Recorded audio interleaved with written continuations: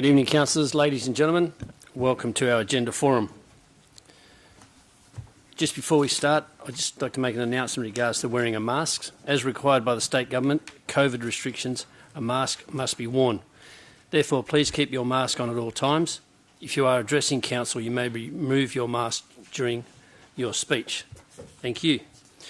Agenda forums are specifically for agenda items which are to be considered by council at the next ordinary meeting of council.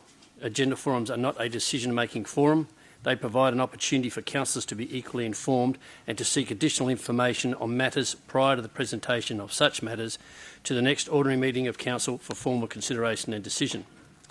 Please note that this meeting is being live streamed. The recording will also be archived and made available on the city's website after the meeting.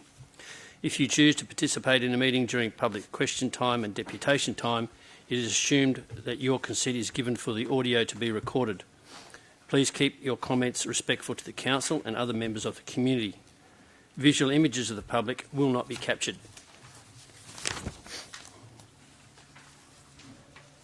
Leave of absence. Are there any, Mr. CEO?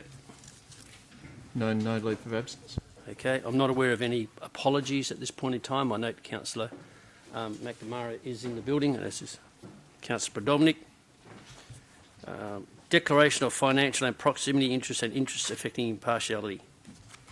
So, Mr Mayor, we have a few this evening.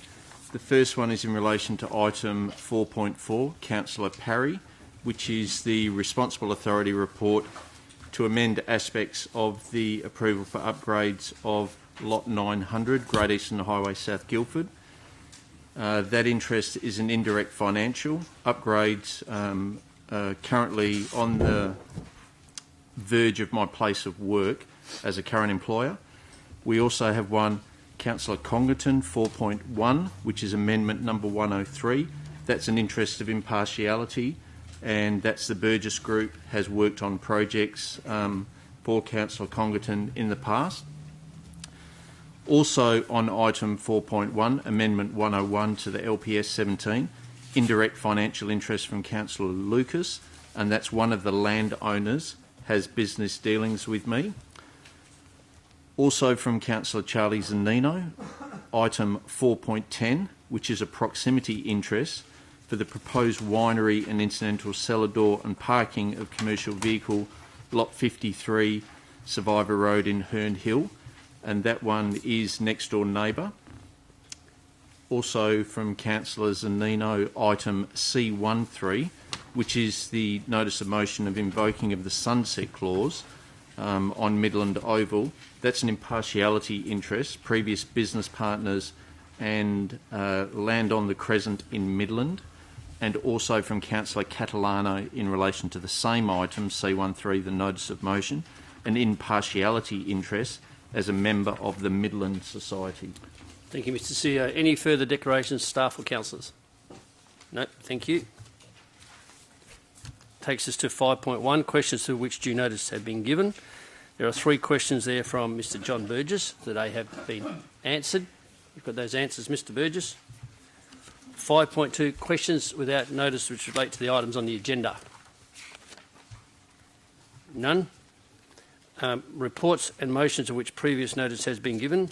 Firstly, deputations. In accordance with the procedures for public participation at agenda forums, all requests for in-person deputations and submissions of written deputations are required by 3 p.m. Tuesday, 4th of May. All written deputations received by 3 p.m. Tuesday are circulated with the preliminary agenda on Tuesday evening. Each deputation will be provided 5 minutes to address council. Time for councillors to ask questions of deputies will be conducted after all deputations on the item are held. The time allocated for deputations as part of this meeting is 90 minutes.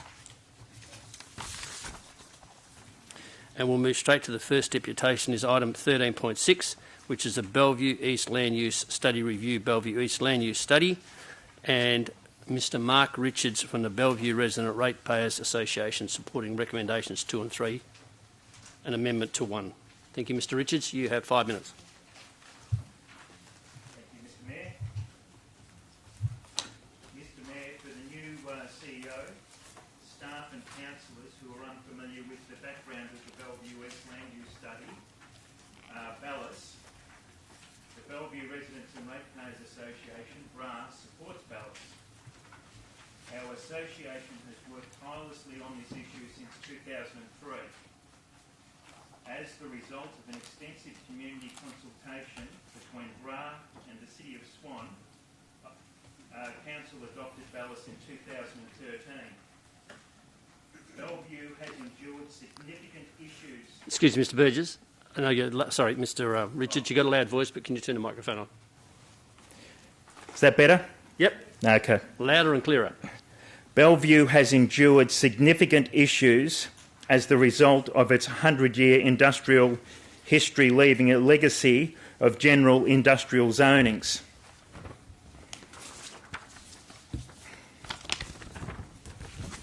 There has been an Omex site oil refinery contamination, DE engineers noise, waste control fire, mill sign sandblasting, silicate fines and hydrocarbon fumes, transport depot and more. These problems created division and concern for health in the Bellevue community. The sale of Good Child Oval enabled this study to occur without cost to other ratepayers.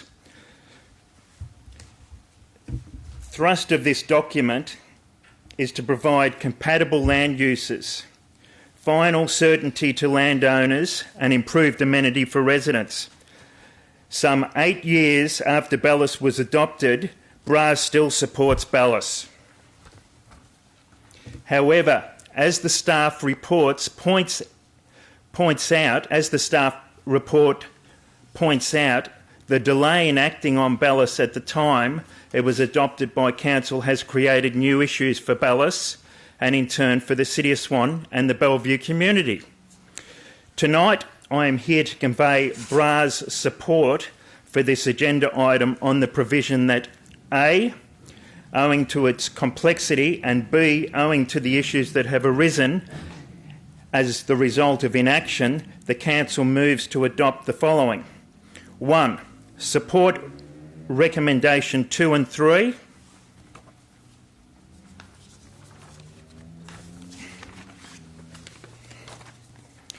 A meeting is arranged for BRA, councillors and staff to discuss the remaining details as A, we request amendments recommendation 1 on recommendation 1, B, and disagree with completed on a number of points including the Bellevue Landscaping Plan, including verge trees, Todd and Station Park, pedestrian rail crossing, Bellevue Road landscaping, road entry statement installed at Horace Street, and a number of other clearly not complete items provided in the list.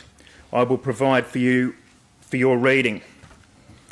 I thank you for your time to address Council with our concerns and hope that the spirit of cooperation between the City and BRA will continue to be demonstrated through you supporting our request that Council support staff recommendation 2 and 3 and direct staff to arrange a meeting for BRA, councillors and staff to discuss the remaining details. Thank you. I've got some copies here. Thank you, Mr Richards. Councillor, any questions for Mr Richards? No? Thank you, Mr Richards. Thank you. Now move to Part B, and the first one is item 4.1, considerations of submissions for Amendment 130 to the Local Planning Scheme number 17 to rezone 3 properties in Gidgee from general rural to special rural to facilitate smaller rural lot opportunities. And the first speaker is Ms Beryl Crane, and Councillor Lucas is declaring interest in leaving the room. Thank you, Ms Crane. You've got 5 minutes. Thanks. Mr Mayor and councillors, my name is Beryl Crane and I own and live on a property within the wider area rural precinct of this application for rezoning. I am a long-term resident, having lived there since 1983 and having been associated with the property since 1972. It has been around 10 years since this process started. The residents in the wider area rural precinct surrounding the subject land have had to revisit and rehash the same issues repeatedly in that time. The legal, environmental, planning, fire risk and every other aspect of the application were not favourable for the applicants on initial application, and they have not changed in that time to become more favourable. In fact, the likelihood for approval has diminished with the publication of the 2018 North East Sub-Regional Planning Framework, which provided clarification on planning matters into the future and does not support the rezoning. The applicant's landowner was present at the community planning meetings prior to purchasing 2 of the lots and was also informed by a neighbour when purchasing their initial block in Stoneville Road that the zoning for the property was not favourable for subdivision. They spoke with me at various community consultation and planning meetings and were clearly looking at that time to drum up support for zoning that would allow smaller lots. The support from the community was not forthcoming. I recall these conversations because they were initiated each time by asking me if I had horses. When Burgess Design Group started serious community consultation to seek rezoning of the wider area rural precinct, as they were required to do, all property owners in that wider area rural precinct were asked by the proponents to contribute to the associated costs with the application. They were not very happy when they had no takers and threatened to have these costs held against our properties to be collected by the council in the future. This application is not a result of an oversight asking for forgiveness for something that would otherwise have been approved. It is, and always has been, very clearly a request to approve an exceptional change that would not have been and should not be approved. The applicants are essentially saying, notwithstanding the fact that we are asking you to disregard the legalities and proper planning processes associated with this application and the detriment to the community and local landholders, please can you approve this application? Councillors need to be managing the issues of council with pragmatic, independent and non-emotive decision-making processes. They need to consider the planning and policies they and the various statutory bodies have put in place to ensure an orderly, objective process that benefits all ratepayers. Making decisions that reflect a piecemeal and haphazard approach to zoning applications can only result in disjointed and chaotic development. It also sets a precedent that encourages other developers to also actively request the same treatment. It would be difficult to deny them their requests if the precedent has already been set. I would also like to bring to your attention page 17 of the Perth Hills Strategic Visioning Findings and Recommendations, of which the City of Swan is a signatory. It states there is a need to state the benefits of an alternative approach to overcome the presumptions about the right to subdivide properties as a wealth accumulation strategy. This application has not documented any benefits to the community to support this transgression from the well-documented existing planning framework and community priorities designed to preserve the Perth Hills values. Mr Mayor, councillors, the residents of the wider area precinct are entitled to have this matter finalised. Council staff do not and have not supported this application. The application is not compliant with any of the current or past zoning and planning documents. The constant threat to our peaceful enjoyment of our properties that this persistent application process imposes on us needs to be stopped. The Council needs to uphold the statutory and local government planning frameworks and processes and reject this application in accordance with the recommendation of their own staff. Thank you. Thank you, Ms Crane. If you could just take a seat.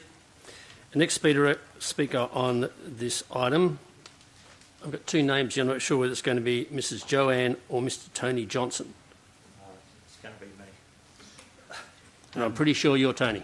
I'm Tony. Thanks Thank you, very Tony. much. Thanks very much for the opportunity. Good evening, councillors. I'm Tony and Joanne Johnson, and we've lived in Gidgegannup for 21 years. We run a small Scottish Highland cattle holding that shares a boundary with Lot 47 in this proposal. This process started in 2010 when a meeting of all landowners was called where all owners, barring 2, expressed their disapproval to the proposed changes suggested in this proposal. 11 years later, we're still here fighting against the proposal. This proposal has been flawed since the first time it was presented. This is version 3. Version 1 included 24 properties totaling almost 1,000 hectares. Version 2 removed some of the properties but still included ours and other properties, a total of approximately 250 hectares.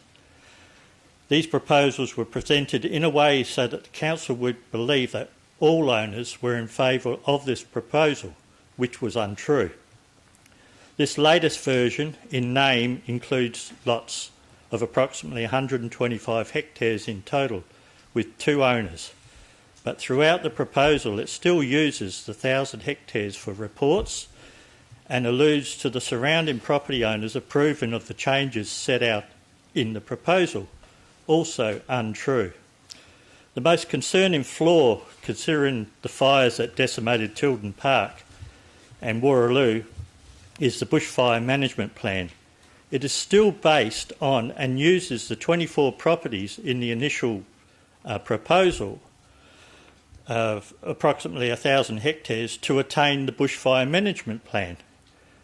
This is a major concern because the subdivision plan shows 29 new residential blocks planned for lots 47 and 48 on approximately 80 hectares, with one small road access allowed onto Stanley Road. The subdivision plan assumes these 29 new families will exit via Stanley Road to the east and an emergency access through one of the new residential properties out onto 2J Road to the north. We know that this is not sufficient, especially if the fire comes from those directions. With the BMP being based on the 1,000 hectares, it is using the fact that most of the larger area is cleared farmland, not dense bushland, or conservation covenants and environmental restraints, as Lot 5 is mainly comprised and governed by. Does that then put one of the onus on the properties in that 1,000 hectares to carry out the burden of fire management instead of the 2 current owners and developers? Does it pass all responsibility over to the neighbouring properties, wiping the proposer's hands of it? Does this set a precedent? How can it be allowed that property owners not in favour of this proposal could be left to shoulder and pay for the burden of fire management? From a personal point of view, 29 new families on our doorstep, 5 new neighbours also means a large number of domestic animals or dogs. In recent years, 3 calves have been lost to dog attacks. The dogs or owners were never identified, even though the dogs would have returned home covered in blood. If you've ever found one of your animals dead from a dog attack, seen the carnage and pain that animals went through, you would understand that this is not a small concern and is also one of our farming neighbours face all the time. It is a major concern and one that is not even addressed properly after a dog attack, so needs to be considered seriously. Please do not accept the plans about promises made to subdivide one lot based on a document that has never been seen, been cited but never produced for perusal or proof. Please consider what this proposal will do to our peaceful rural setting, and please accept the advice given by the Shire advisors and reject this proposal. Thank you for your time. Thank you, Mr Johnson. If you could just take a seat.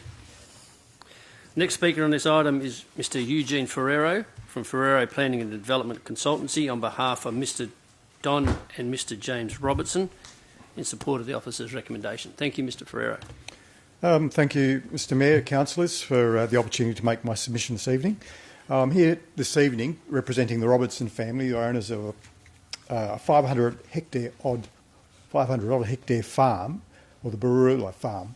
Now, this farm is a sheep farm, and it's also a research farm. It requires access to not only to the markets, but it also requires access to universities and to the airport in order to do the work and the research that's needed. So it's quite a large farm, and it's quite an important location that it's in. Mr Mayor, firstly, I'd like to thank Councillor Zanino for attending a meeting last October where he had the opportunity to hear firsthand many of the concerns that were raised by the residents, particularly those that have been raised in the submissions. For the most part, Mr Mayor, I'd like to support the officer's recommendations and comments. In particular, I support the comments and concerns regarding the lack of bushfire management or effective bushfire management, the ad hoc nature of the proposal and its inconsistency with the planning framework. However, councillors, what I don't agree with is the city's response to land use conflict. The report to council states that these issues, this is land use conflict, is capable of address at the structure plan or subdivision stage. Councillors, I beg to differ on this comment. It is clearly wrong. I've been involved with rural planning since the late 1980s. I've been involved with projects from Kununurra to Esperance and everywhere else in between. I even led the WAPC Rural Policy Review in the late 1990s. From all my experience, I can tell you that addressing rural land use conflict at the structure, plan or subdivision stage is too late. It can't be done. It needs to be done well before that. Land use conflict needs to be managed on an ongoing basis, and it's often, unfortunately, at the farmer's expense. It is not a static issue. It is an ongoing issue. You can't just address it by the way lots are designed or the way they're laid out or by words in your scheme. It needs to be managed on the land. Examples, issues, simple issues such as weed management, weed control. It becomes very difficult when you've got a farmer trying to do it and your neighbour not having any understanding about it. It was mentioned earlier, domestic dog attacks. The Baroola farm is also very much affected by domestic dog attacks, and it breaks the landowner's heart every time they have to go and pick up after it. The reality is that domestic dog attacks are prevalent, and that their frequency and the number of attacks is directly proportional to the proximity of non-farming properties in nearby. Other issues that farmers have to face that we don't often get to consider is fencing. Now, farm fencing is a significant cost for the farmers and one that must be maintained to commercial standards at all times. Now, this again becomes an enormous cost when you've got one side having one standard and the other side of the fence having not the other. That means that the farmer is invariably having to put up and maintain the fence. Finally, particularly with the more active farmers there's the issue of biosecurity. Now, biosecurity is achieved only by controlling who or what enters the property. So quite simply, the more neighbours, the greater the biosecurity risk. Now, these aren't, as I said before, these aren't static issues, but must be addressed at an ongoing basis, which is why they can't possibly be addressed at the subdivision or structure plan stage. Councillors, when you actually look through all the submissions that were received really carefully, you'll see that the issue of land use conflict is the underlying local concern. For all the skills and experience that I have as a town planner and my colleagues here that have as town planners and your staff, the skills that we need to make sure that agricultural enterprises are not impacted by we don't have the skills to be able to make sure an agricultural enterprise is not impacted by non-agricultural uses. Planners don't have that skill. Neither me, nor my colleague here, nor your staff. Got 30 seconds left, Mr. Thank Pereira. you. The response to the issue should be really quite simple. It should really just say the issue of land use conflict has not been addressed. That's all the report should actually say, in my opinion. Rural activities that are carried out in this area are really, truly amazing. They add significant value to the local economy, and I believe the city should consider preserving these as it is done with other prized agricultural assets in its area. I implore the council to adopt the recommendations before it. Thank you. Thank you, Mr. Pereira. Your timing is absolutely perfect. Next speaker on this item is Mr. John Burgess from the Burgess Design Group, speaking on behalf of the applicant and against the recommendation. Thank you, Mr. Burgess. You've got 5 minutes. Thanks. Thank you, Mr. Mayor. Good evening, Mr. Mayor and councillors, and thanks for the opportunity to give you my deputation tonight on item 4.1. This is a proposal that has significant history and legacy throughout the city's planning processes, their own planning processes. However, the report contains some confusing statements, such as staff agree the subject site will set an undesirable precedence. New rural subdivision proposals are now considered by exception not a right and must demonstrate why it is suitable. It is unequivocal that the proposed amendment is not consistent with the WAPC's 2018 framework. As the most current state-level strategic planning instrument, this document must necessarily prevail from a point of view of due regard. The proposed amendment is not supported by the city's approved local planning strategy, and it actually goes on to talk about separation distance between our proposal and the existing poultry farm at Lot 4, which is why I asked those questions earlier tonight for clarification that that's not actually operational. And the second point of the officer's recommendation has been very carefully worded to refer to the area not being identified in the maps of the 2019 Council adopted local planning strategy, which I thought was very curious. So how can land that has been identified for rural residential and rural lifestyle subdivision for 3 decades be considered new? On the 10th of September 2014, before a council meeting on that day, we provided the city with a copy of correspondence from the former WAPC chair, Eric Lumsden, stating that this was not a new proposal, given its history and the applicable planning framework. And he noted that this circumstance wouldn't necessarily apply elsewhere. Having met the current WAPC chair only 2 weeks ago, we can confirm that he also considers that this is not a new proposal. Given the city's own strategic planning framework, it's curious for the stat planners to consider that this is a new proposal in the context of the 1991 draft Gidgee Rural Strategy plans showing it as rural residential 2 hectares, the 2001 North East Settlement Pattern Plan showing the land as suitable for rural residential, the 2004 Gidgee Rural Strategy as rural small holdings of 4 hectares minimum lot size, and the 2016 Local Rural Planning Strategy as rural residential 1 to 4 hectares. It's pretty clear from where we sit. Plus, our amendment was lodged with the city in 2013, which was 5 years before the North East sub-regional frameworks were adopted. For the city's office to suggest that the proposed amendment is not supported by the city's local planning strategy is intriguing. Page 40 of the local planning strategy states, appropriate rural residential development based on accessibility to infrastructure, services and amenities may be supported in some areas. Such areas will be limited towards town sites, namely Gidgee Ganup and Bullsbrook, where service availability and access to community facilities is more attainable. Implement the local rural planning strategy to provide strategic guidance for future land use planning for rural areas. Well, the local rural land planning strategy shows our site as rural residential 1 to 4 hectares. The revitalisation and consolidation of the Gidgee Ganup town site is important for its future vitality. The local planning strategy also states that. And it states support rural settlement and land uses in accordance with SPP 2.5, where high conservation value areas containing significant vegetation are not unreasonably affected or can be protected in perpetuity. And our proposal includes 2 areas of conservation lots, which will preserve important, significant vegetation in perpetuity. I've shown a plan many times in this chamber which gives good context, and happy to hand that out if that's okay.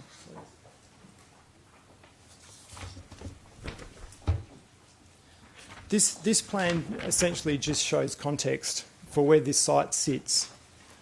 So the other submitters were correct in that we started doing the whole 1,000 hectares, and as a planning consultant that's what we normally do. We would propose to rezone land in accordance with the rural strategy, the prevailing rural strategy. So it was the whole of that area. But you can see all of the land south of 2J Road being the red road that runs east-west across the middle there, all the land south is brown, and that's rural residential, approximately 2 hectares in size. And then 30 you've got seconds left, Mr Burgess. Thank you, Mr Mayor.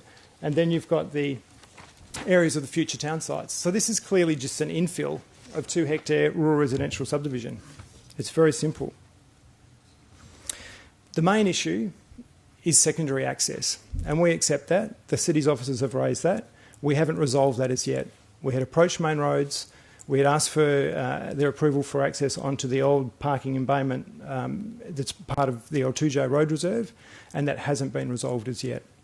We do know that this land forms part of the future connection for Stanley Road, as that when that road gets cul-de-saced at 2J Road, there'll be a need for a connection to get Stoneville Road traffic. We've seen the main roads plan, which shows a massive interchange. Thank you, Mr Burgess. That's your Thank 5 you, minutes. Mr Mayor. Could I propose a 1 minute extension, Mr Mayor? Well, councillors, we have got a lot to do. Can you wrap it up pretty quick, John?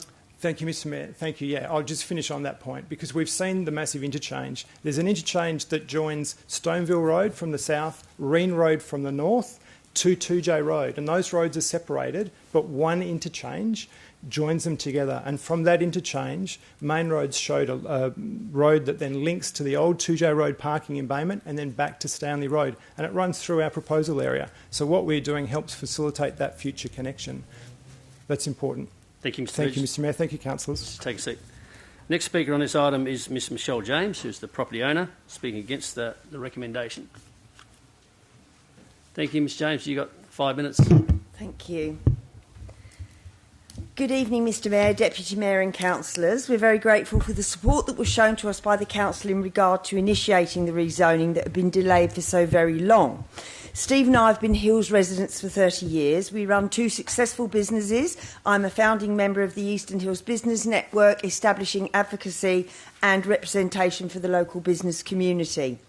We have been participating in the City's strategic planning consultation sessions and following the adopted framework for these properties since 2001. Our land has, since 1992, been designated as suitable for rezoning. We have meticulously followed the City's process, have been in direct consultation with the City and have undertaken a full technical analysis at great emotional and financial expense. After being encouraged and advised by the City, they delayed consideration of our application on 8 different occasions over 18 years.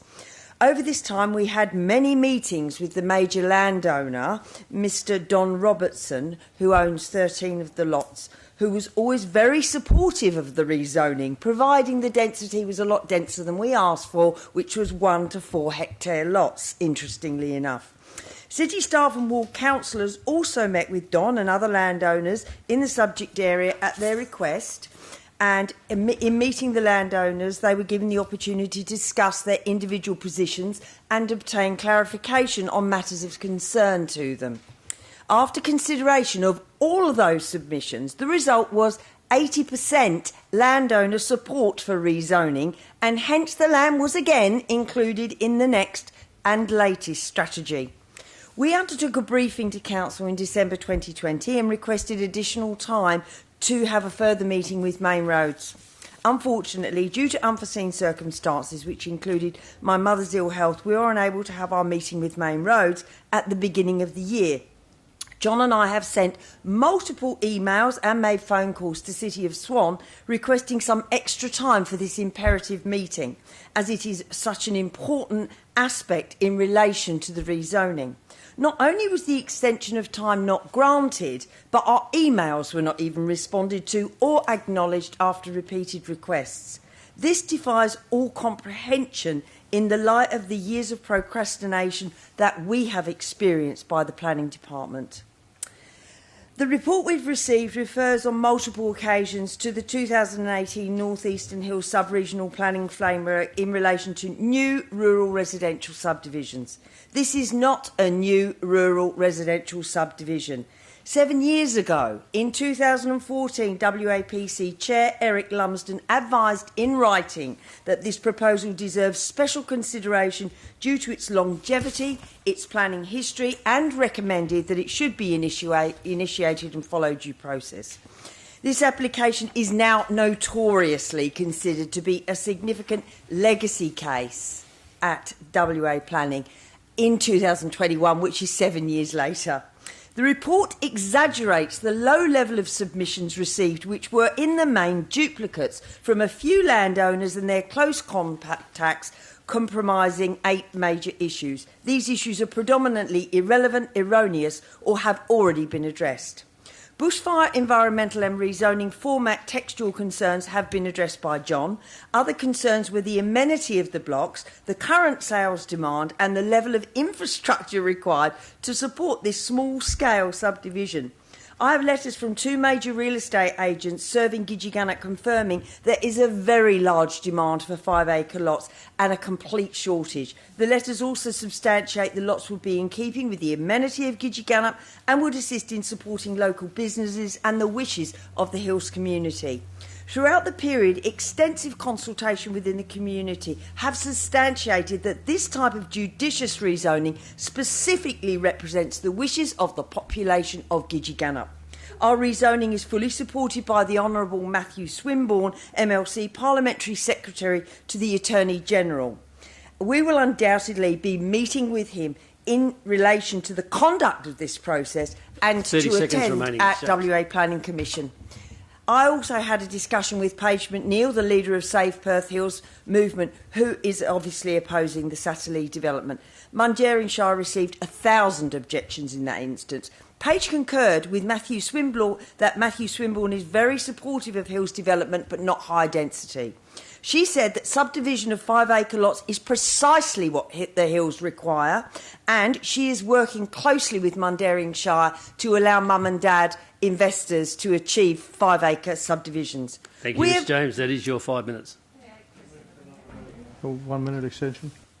Can you wrap it up inside a minute? Oh, absolutely. Thank you. We have acted entirely in accordance with the City of Swans process to the letter, which in return reflects the express wishes of the local residents and their own intentions for this land since 1992. We have been transparent and honest. We have never deviated from the path the city actually laid out for us to follow.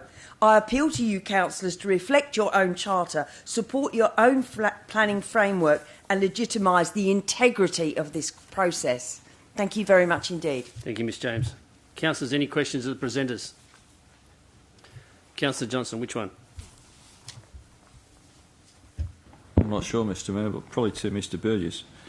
Through you, Mr Mayor. Can Mr Burgess, advise when he thinks this road interchange would reach the stage in the planning process when it could be seriously entertained and therefore be something that would enable this to go ahead? Thank you, Councillor. Unfortunately, not soon enough. So Main Roads showed us the plan. They wouldn't give us a copy of it or share it electronically, and I don't believe they've provided it to the city either. So they know that they've got budget for doing some design work on the Orange route, and so they've prepared those sorts of preliminary plans, but they're not ready to share them yet, and we really don't know. They haven't given us a good indication of when that might be available, so it's difficult to tell. All right, so it's dependent on the Orange route then? Yes, it's all part of the Orange route planning. Okay, yes. Thank you. Thank you. Councillors, any further questions, Mr Burgess or any of the presenters? Councillor Henderson. Thank you, Mayor. Possibly from Mr Burgess or Mr Ferrero. The claim is that most of the landowners in the area supported the application. Could we have some clarification on that situation? If I may go first, thank you, Councillor. The city actually has had previous meetings and there's been quite comprehensive submissions made from landowners throughout this process. So it's actually all documented, the support that has been given. And back when the amendment was actually first initiated, we referred to those as well. We could probably provide copies. The city will have copies of those resources, but it's all on record, the submissions that were made and the positions of the various residents at that time. Mr Ferrero, have you got an answer to that question as well? Yes, if you don't mind. All I can say is that the meeting that I attended, that Councillor Zanino attended, there was a number of the landowners were there, and they were really quite strong in opposing it. They were really cross that the application had gotten this far. There was no doubt about it in my mind. Okay. Thank you, Mr Ferrero. There's no further questions. We'll carry on. Councillors, you also would have received a written deputation from Miss Margaret Bacon in support of the officer's recommendation.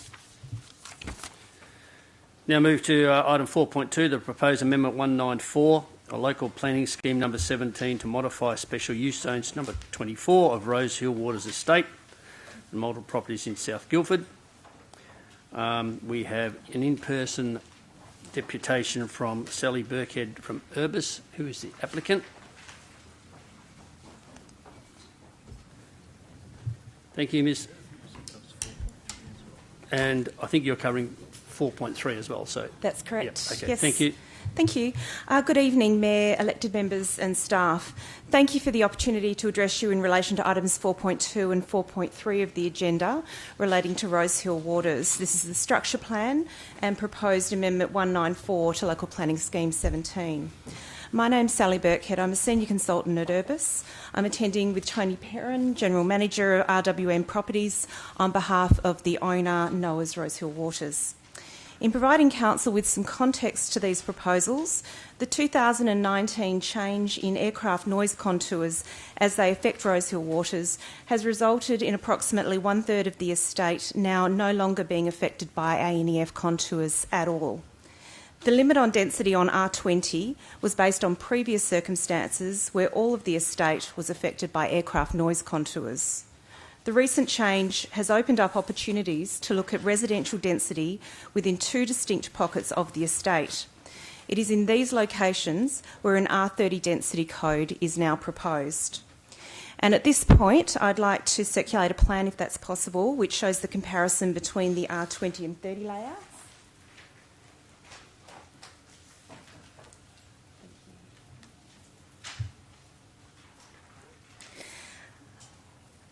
These are the two land parcels that are subject to the proposed R30, and they're obviously subject to later subdivision processes, but on those you can see on the left-hand side the current layout, and on the right-hand side the proposed R30 layout, which will give you a good comparison of the two layout options.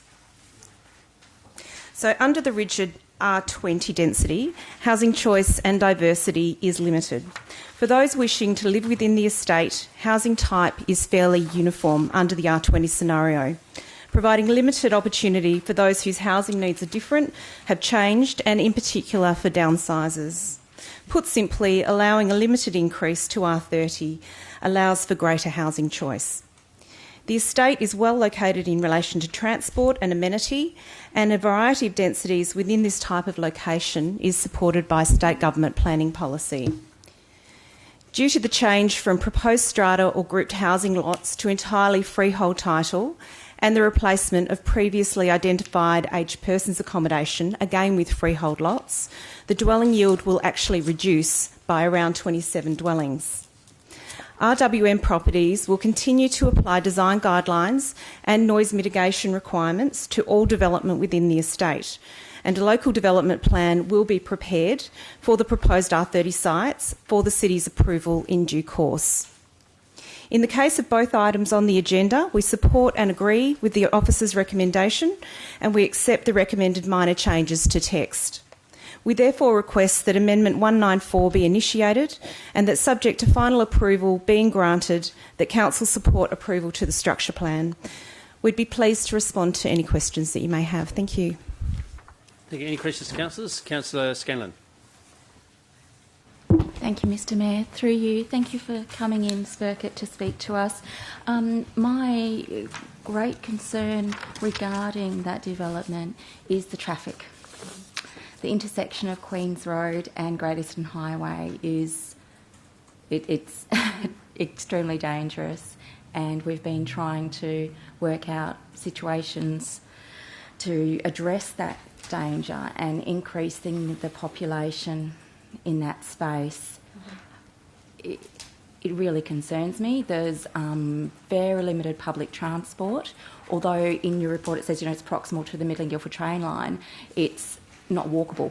There's not a walkable access there, and the schools are both at capacity. The catchment school is Woodbridge, and they're looking at trying to put transportables in for their current student base, let alone any future students. Councillor Scanlon, this is question time, so if you could get to a question. Thank you. I'd like to ask you how you can address those. How can you address the traffic? How can you address the school issues? Certainly. Thank you for your question. The aspects relating to the intersection of Queen's Road and Great Eastern Highway have been the subject of various discussions with the Council's officers and with Main Roads since the inception of the Rosehill Waters development, and there have been numerous discussions over time as to how that intersection might be addressed. essentially the outcome of the discussions with Main Roads was that a contribution be made to the city to facilitate the implementation of turning lanes at Queen's Road onto Great Eastern Highway, and the developer has contributed those funds some time ago to the city to undertake those works, which would alleviate those concerns. In terms of the timing for those works, we haven't been advised by the city as to when they will occur, but essentially they will resolve to a significant degree those intersection details. Secondly, there is only a very limited increase in the matter of tens of vehicles which will be contributed to by this proposed change in density. So it is a very limited impact on that intersection. The advice that we've had from our traffic engineers as well is that over time and as the development occurs, there are additional vehicle routes which are being implemented, which will start to also alleviate the traffic flows at that intersection as well, and that traffic will over time find other routes to take, which also will further reduce the impact of traffic on the intersection. And if I can just respond also to the Education Department matter. We have been in discussions with the Education Department and they were consulted as part of this process. The advice that we've had is that the amount of additional children that they expect through this proposal is very limited. They didn't expect that there would be any issues in terms of those children being accommodated at those schools. We also understand that there's a number of children within the estate which are occupied by, or which are accommodated by Guildford Grammar as well, which are not numbers which are taken into account by the Education Department when they're looking at their public school numbers. So in terms of the number of additional students, we don't expect that to be an issue. And if I can just also mention that when the Education Department was initially considering school provision as part of the initial structure plan work, it actually considered the aged persons accommodation site, which is one of the subjects of this proposal, to be standard residential development, so at R20. So they have already considered an element of children being derived from that portion of the development. Thank you. Any further questions, councillors?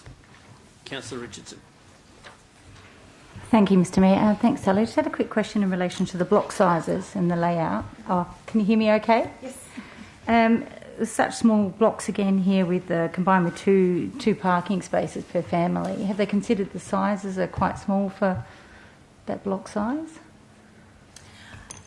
The lot sizes that we're proposing are actually larger than what the current 20 scenario proposes in many cases. And this is largely because we're moving from a strata scenario to a green title scenario. So the number of car parking spaces which are required are 2 car parking spaces under the residential design codes. They can certainly be accommodated on lots of that size, and there are many, many examples across the metropolitan area where that occurs.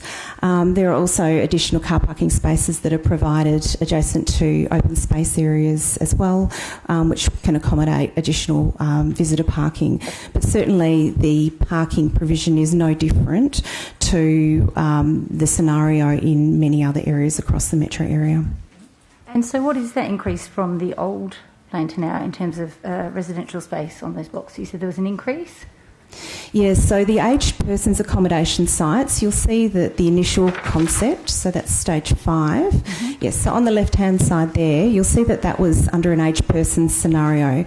So those lots, and I unfortunately don't have a plan in front of me, but those lots are approximately 300 square metres, I think. Sorry, 250 square metres under the aged persons scenario. Now, granted, aged persons housing doesn't usually generate as much traffic flow or parking necessarily as what single residential lots do. Under the proposed R30 green title concept, which is the image on the right-hand side there, you can see that the lots range from around about 315 square metres up to around 790 square metres. So the size of the lots is actually much larger than what was going to be accommodated under the aged persons scenario. And then in terms of the other option, which is a site down in the southwest corner of the estate. On the left-hand side, you can see the strata concept layout, which is how things are now under an R20 scenario, which proposes common property for the roadways and then lot sizes of around about 350 square metres for those lots. Under the R30 scenario that we're proposing, we would be able to accommodate lot sizes of around about 340 square metres up to around 505 square metres. So the lot sizes are actually larger. I know it seems counterintuitive, but the lot size is actually larger under the R30 scenario than what would be accommodated under the current approved plans.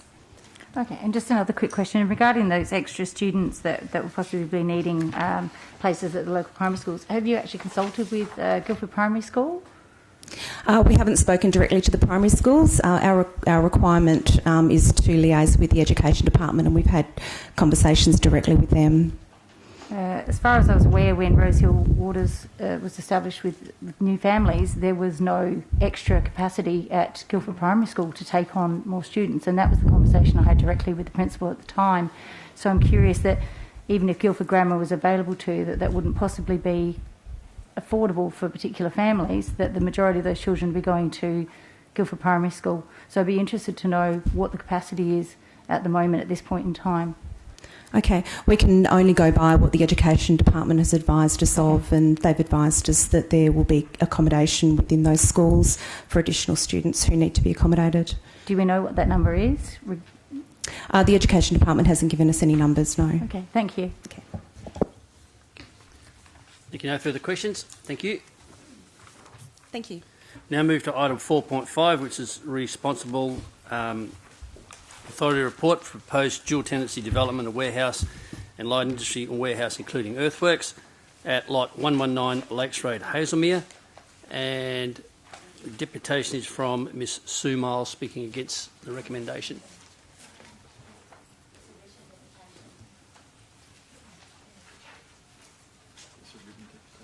Oh, yep, it is a written. My apologies, councillors. We have a written deputation on 4.6, which is the modification to number 6, the approval of the DA for a transport depot at lot 22 Great Northern Highway, a written deputation from the Upper Swan Ratepayers Association. Our next in person is item 4.7, which is use a portion of land for a cafe restaurant at lot number 17, number 703 Nangara Road, Lexia. And a deputation from Mr Richard Solomon from Design 2 Solutions on behalf of the applicant against the recommendation and in support of the proposal. Thank you, Mr Solomon. You have 5 minutes. Thank you. Good evening, all. I've been pretty comprehensive in that deputation that's written there, which I believe you're all going to be able to digest in your own time, so I realise I've only got 5 minutes. I'll try and skip through to the main points. The business owner and landowner obviously object to the staff recommendation in the report, and the whole point of this deputation is just to ensure that the councillors are fully informed as far as all the history and towards a desired outcome of granting the development without conditions. I've just broken the background of this into 2 sections there. One from when the existing landowner was running the cafe restaurant, and the landowner has been operating the cafe restaurant for approximately 4 years. Historical evidence is available to show the precedent set by the cafe restaurant running a sweet opera with high numbers and patronage during that period, and prior to the purchase by the existing business owner. Because the recommendation put through by the staff, it omitted some of these approvals that have been put through, and also under the description of the site, indicated that the existing cafe restaurant is unauthorised, and given the approvals that were given prior to August 2018 when the existing business owner took over, you can see there I've just listed them. There was an installation of an effluent disposal system for the cafe restaurant in 2012. There's a letter of correspondence from the manager to confirm there was no planning approval required because it was approved in incidental use per the LPS 17 4.33. And a building permit occupancy Class 6 cafe fit-out approved by the building department, including certified plans with a commercial kitchen in 2015. So we just suggest that this is in contradiction, indicating that the cafe restaurant is not authorised. We indicate that this is, or suggest this is in contradiction to the approvals that were given prior to 2018. But in addition to that, since the new owner has taken over the business, there have been several things happen as I've listed there, and the most important of those is that ahead of the purchase of the business by the new business owner, I attended a meeting with both planning and health representatives at the council in 2018 to confirm that all the approvals that were required to be in place for a 100-patron cafe restaurant were in place, and we were advised that very thing. I came away from there in the knowledge that the change of use wasn't required, or that council was otherwise satisfied with the approvals that were there in terms of Mr. Pinto running a new cafe restaurant or continuing on the cafe restaurant that was Sweet Okra. That was followed up shortly after that meeting by Health Department issuing the medium risk classification restaurant, and the business owner has been paying for that prescribed annual fee for the business registration fee each year since.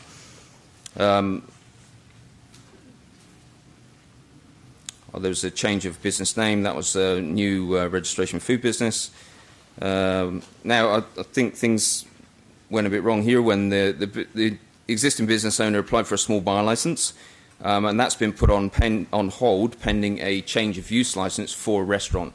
So it's got a bit confusing in the sense that the business owner current and the existing business owner previous to that, the landowner, were running a cafe restaurant, and then they've been instructed that they need to actually lodge a change of use for a cafe restaurant, which is under your D discretionary use in the LPS 17 there, when in actual fact it's been running as a cafe restaurant for 3 or 4 years prior to Mr. Pinto taking over, and then another 2.5 years since, in addition to us going to the council and making sure the required approvals were in place. So I just wanted to highlight those things just so that you had the full information as to where we are, in particular because the report put forward by the council indicates that it's unauthorised, which is, if you look at all that evidence, strictly not true. If you go down further there's a couple of points there, the last 4 points, that just relate to the statutory timeframe running out and the protracted process that's occurred for that, and it's incredibly frustrating. And the only reason I've raised those in there is that you can read it in 30 seconds, Mr. Solomon. Yep. In that case, I'll just put it to the councillors that the cafe restaurant, the business owner and the landowner conditionally accept that the planning department may have realised the lodgement of a small bar licence, that they needed to realign their records, and so the business owner, the landowner and the business owner have gone ahead and lodged that change of use. And the only reason we're here today is because the DWER have objected to that cafe restaurant being in place. I just highlight there's no record of objection discovered from the DWR for the approved effluent disposal system from 2012, and that is the basis of the objection. Thank you, Mr. Solomon. That's your 5 minutes. Any questions, councillors? Councillor Catalano. Could I extend that for the minute and take that minute just to in summary? Well, we've also received a written submission too, so I think there's plenty of detail. So I'll take questions. Councillor Catalano. Can I just then ask you what it is that you want to say in that extra last sentence? Thank you. No, it's a question. I've already dealt with that, Councillor. So have you got a question on the deputation so far? Right. Well, basically just in summary that, the new business owner has been running the 100-patron cafe restaurant and purchased the same based on the advice received from planning in 2018. There have been no objections from the cafe restaurant in its historical use or recently as advertised by the planning department. It's actually qualified as a D discretionary use in your planning scheme. The previous approvals for the incidental use fit within that D discretionary use. Any associated or perceived risk to the drinking water source has already met opportunity in 2012 to have any objection posted to it. Okay. So can I just ask you about the risk to the drinking water then? Has anyone had any discussion with the owners about, or with you, about things that could be done to remediate that risk? No, the thing is, since approval of the effluent disposal system in 2012 as a priority in the Priority 1 area, the cafe restaurant's been run in high patronage, but there's been no perceptible risk raised and notified to the landowner, quantified or recorded by DWER, or otherwise discovered for this site. So that effluent disposal system has been in the ground since 2012. Nobody's objected it to being there until now. Okay, and so what do you think is the basis for this particular point that they've raised about it, having that risk? Where do you think the risk then is coming from? We don't believe there is a risk. One, there's nothing been notified to the landowner since 2012 to indicate that the effluent disposal system that's in the ground is producing or any danger to the drinking water source. But not only that,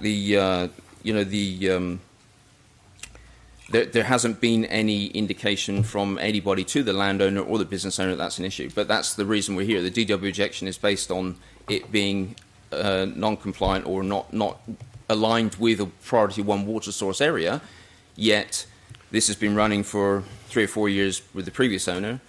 It's been running for 2.5 to 3 years now with this existing owner, and this objection is based on the effluent disposal system that was approved by Council's own health department. Thanks. But and what about other restaurants, cafes in the sort of vicinity of this? Do you know what kind of disposal facilities they've got for the effluent? Well, on face value, we're on that same strip within vicinity. There's a petrol station. There's other market gardens of equal and greater size. There's a truck parking depot, and those things. There doesn't appear to be any objection that those are in place or otherwise approved for their use. And we would suggest that this cafe restaurant has equal or less impact than any of those particular businesses. Councillor Richard, I think you had your hand up next. No, Councillor Johnson then. Thank you, Mr. Mayor. Yeah. So I'd just like to clarify something. So what you're saying is, in 2012 there was an application made, and it was notified to DWER, and DWER didn't have any problems in 2012. I don't have the historical whether it was notified to DWER or not. What I do know is that the opportunity for DWER to present an objection, whether council presented DWER with the effluent disposal system at that time, I don't know. But what I do know is that Council's Health Department came out, inspected the system, it was approved, and then issued a permit for use of the apparatus. Okay. And that included its capacity, which is adequate for the restaurant cafe that's been running. All right. And the effluent disposal system has not changed since 2012? It's not changed. It's not only not changed, we're not proposing any change to it. It's not being touched for this particular change of use because it doesn't need to. And the other question would be, have the criteria for assessing effluent disposal systems changed since 2012? That I don't know. You don't know? But this is an existing system with an existing business that nothing's changed. The reason we're putting this change of use in is because even though we approached the planning and health departments in 2018 before the new business owner took over, this was already in place and running as a cafe restaurant for increased numbers. And I would highlight that when I say increased numbers, the council's approved this as incidental use, and that's fine. But in actual fact, in 21st of November 2016, at the opening of the new dual carriageway for Nangara Road, council actually availed itself of the facility to have a function there for food and drinks because they had a commercial kitchen. Where the Premier, Colin Barnett at the time, the Transport Manager, Bill Marmion, the Mayor, Mick Wainwright, and the Liberal MP, plus Entourage and all the media, ate lunch. So, the council then invited them to be involved in the calendar for that next year, 2017, or month of May. Okay, I think you've answered that question, Mr. Sumner. Right. Well and truly. So, Mr. Mayor, I guess I've got the exact same questions for staff. Well, good, you can hold that up for when we do staff questions at the end. Thank you. Councillor Kiley, you're next. Yeah, quickly, Mayor. Where is the nearest sewer line from the property? I believe it's too far away to be connecting. So it's not on Nangara Road? I don't believe there's one on Nangara Road. I think all those properties along there, they're all within that effluent disposal system. So that means whatever's going in the ground from the nursery that's a couple of doors up, whether it's going in the ground from the truck stop or the other market gardens that are in existence or the fuel station. It's all being handled on site. Can I just ask, does Mr Pinto know where the nearest sewer line is? No. You don't know? No. Okay, thank you. Alexander Road. Okay, Councillor Henderson, your question. Thank you. No, it was deemed too dangerous to run a sewer line along Nangara Road because of the water. My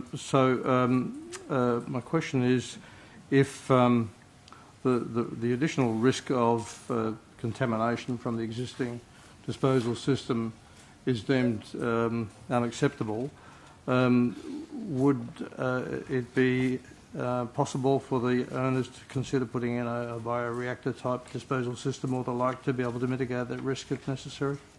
I'm not sure that may be cost prohibitive, and the thing is the effluent disposal system that was approved in 2012 was with capacity. So the effluent disposal system that's in the ground, it has the capacity to deal with what's been running as a 100 cafe restaurant and would continue to do so.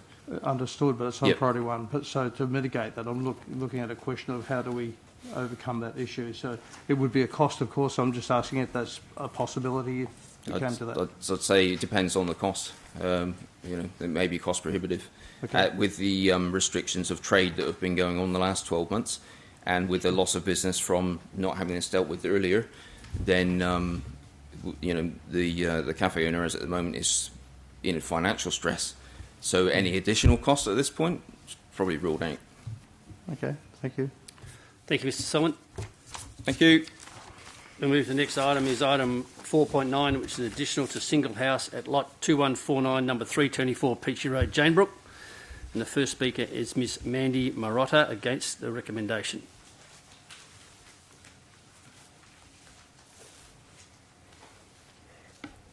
So nice to take the mask off. Thank you. I'm Mandy Marotta and my husband here is Mark, has come along too, and we disagree with the proposed building.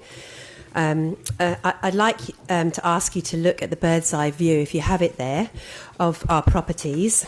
As you can see, lot 2149 is absolutely full of building works.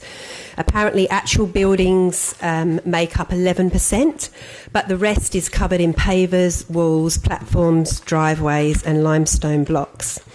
Now please just look at the surrounding properties to the north, south and ours on the east, and they represent the semi-rural blocks.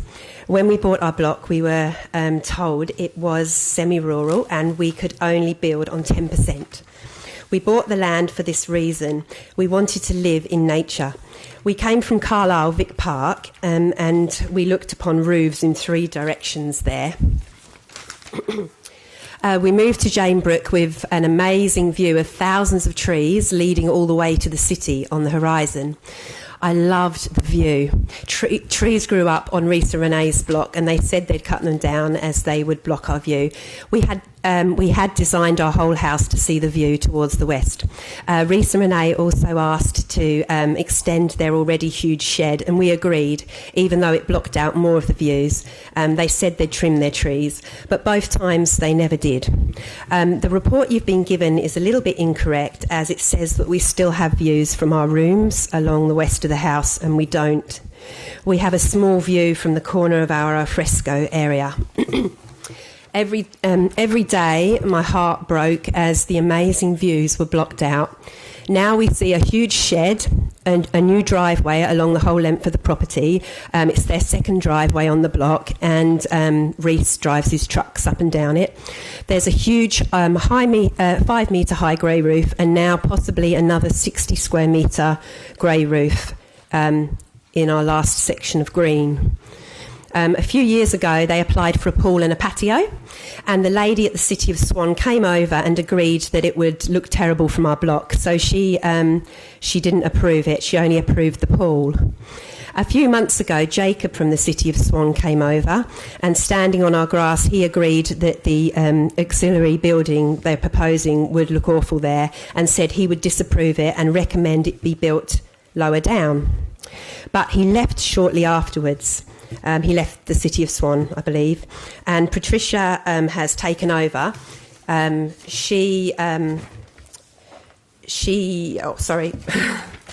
has not stood on our block, and she's suggested to approve the dwelling. The photos that you see of the suggested dwelling on the site are a bit deceptive, as they're taken from the corner of our blocks and not from any of our rooms or the outside patio, al fresco area. We came here for the views and to enjoy nature, and we designed our house to take it all in. Now we take in an extra driveway with trucks, a huge shed and grey roofs. Reece and Renee have said that they will build a 3-metre dwelling instead of a 5-metre one. But we don't know if we can trust them to do this, as they haven't kept their words in the past. Looking over any kind of roof is not what we wanted anyway. And the City of Swan have rules for our area. It's supposed to be semi-rural. You can only build on 10% and one dwelling only. So I think these are reasonable rules, and I asked today that what's the point of having these rules if they aren't upheld? And I just want to say as a side point, we really want to be friends with Reece and Renee, and we understand that they are our neighbours, and they're probably going to be our neighbours for decades to come. We both had dreams for our blocks, but I feel like we need to be considerate of one another and maybe compromise and be considerate on both sides of our fence. Thank you. Thank you. If you just take a seat. The next speaker on this item is Miss Renee George, who is the owner of the block, speaking in support of the recommendation. Thank you, Miss George. You've got 5 minutes. Good evening, everyone. My name's Renee George. I'm the owner, along with my husband, Reece. I'm here tonight so hopefully a resolution can be reached after almost 2 years in regards to our pool house. We have submitted plans which always meet with rejection. We constantly discuss and make changes. We're happy to reduce size, turn, change our height to a skillion roof instead of pitched. My husband spoke to Mark about this, which he seemed all for. We showed the height as well, the elevations. So again, we submit to council and then again rejected. We are always happy to compromise with them, but it's always just a simple no. I believe all the key issues that have been raised have been addressed and are in the documentation, along with an image of the structure which is in front of a tree. I hope that you will take all of that into consideration and approve our pool house for our family. Okay, thank you, Ms George. Councillors, any questions of either of the deputations? Councillor Coley. Staff in relation to setback from the boundary. Well, staff questions come after. Thank you. Okay. Any questions of the two deputations? No, thank you, Ms George. Thank you so much. Where are we now? We now move to item 411, which is the proposed boundary wall and patio at lot number 463, number 4, Brackley Lane, Balladura. And we have an in-person deputation from Mr Richard Morrissey, speaking against the recommendation. Good evening, councillors. I've submitted a comprehensive written deputation, right, but I would like to address you to 2 points of this. If you go to the original, it is paragraph or point 3 of the sufficient natural light for our patio there where we live. It says in the report that I have that the total area of the affected site's outdoor living area is approximately 215 metres. 36 of that area is covered by the patio roof setback 750 mil from the shared boundary. That is correct, but if we put some percentages to the documentation I had on the light that we're sharing, right, there is a total of 13 square metres of natural sunlight. After the erection of the boundary wall at 2 Brackley Lane, patio area will receive 5.5 metres square of natural sunlight. In real terms, 2 Brackley Lane will lose 57.7% of our natural sunlight from the figures that have been produced by Accredit Building Surveyors and Construction PT Limited, right, that provided this information for the applicant. Right, so we lose 57.7%, leaving us with only 42.3% of natural sunlight. So I don't know if you councillors are aware, to lose 57.7% of your outdoor living Mr. Morris, sunlight. I don't want to interrupt a second. There's some confusion here with councillors. Just want to make it clear, and I picked this up the other day. Mr. Morris's house is the house with the green roof. Okay, so there's an error there with the outlining. The applicant is the house to his left, which is the red roof. Okay. Thank you, Mr. Morrissey. Right, so we lose 57.7%, right, which I don't think is actually fair. There is no need to build the boundary wall on a zero setback. In other words, to build that wall, he is going to remove the existing fence that is there and leave us with a brick wall to look at, which goes up past our gutter line. So that means when we're in our patio, we won't be able to see any blue sky on the northern side of our property, because the brick wall will actually be above our gutter line. Right, this, I don't think this is good. It's impeding on our rights to live a normal life. Right.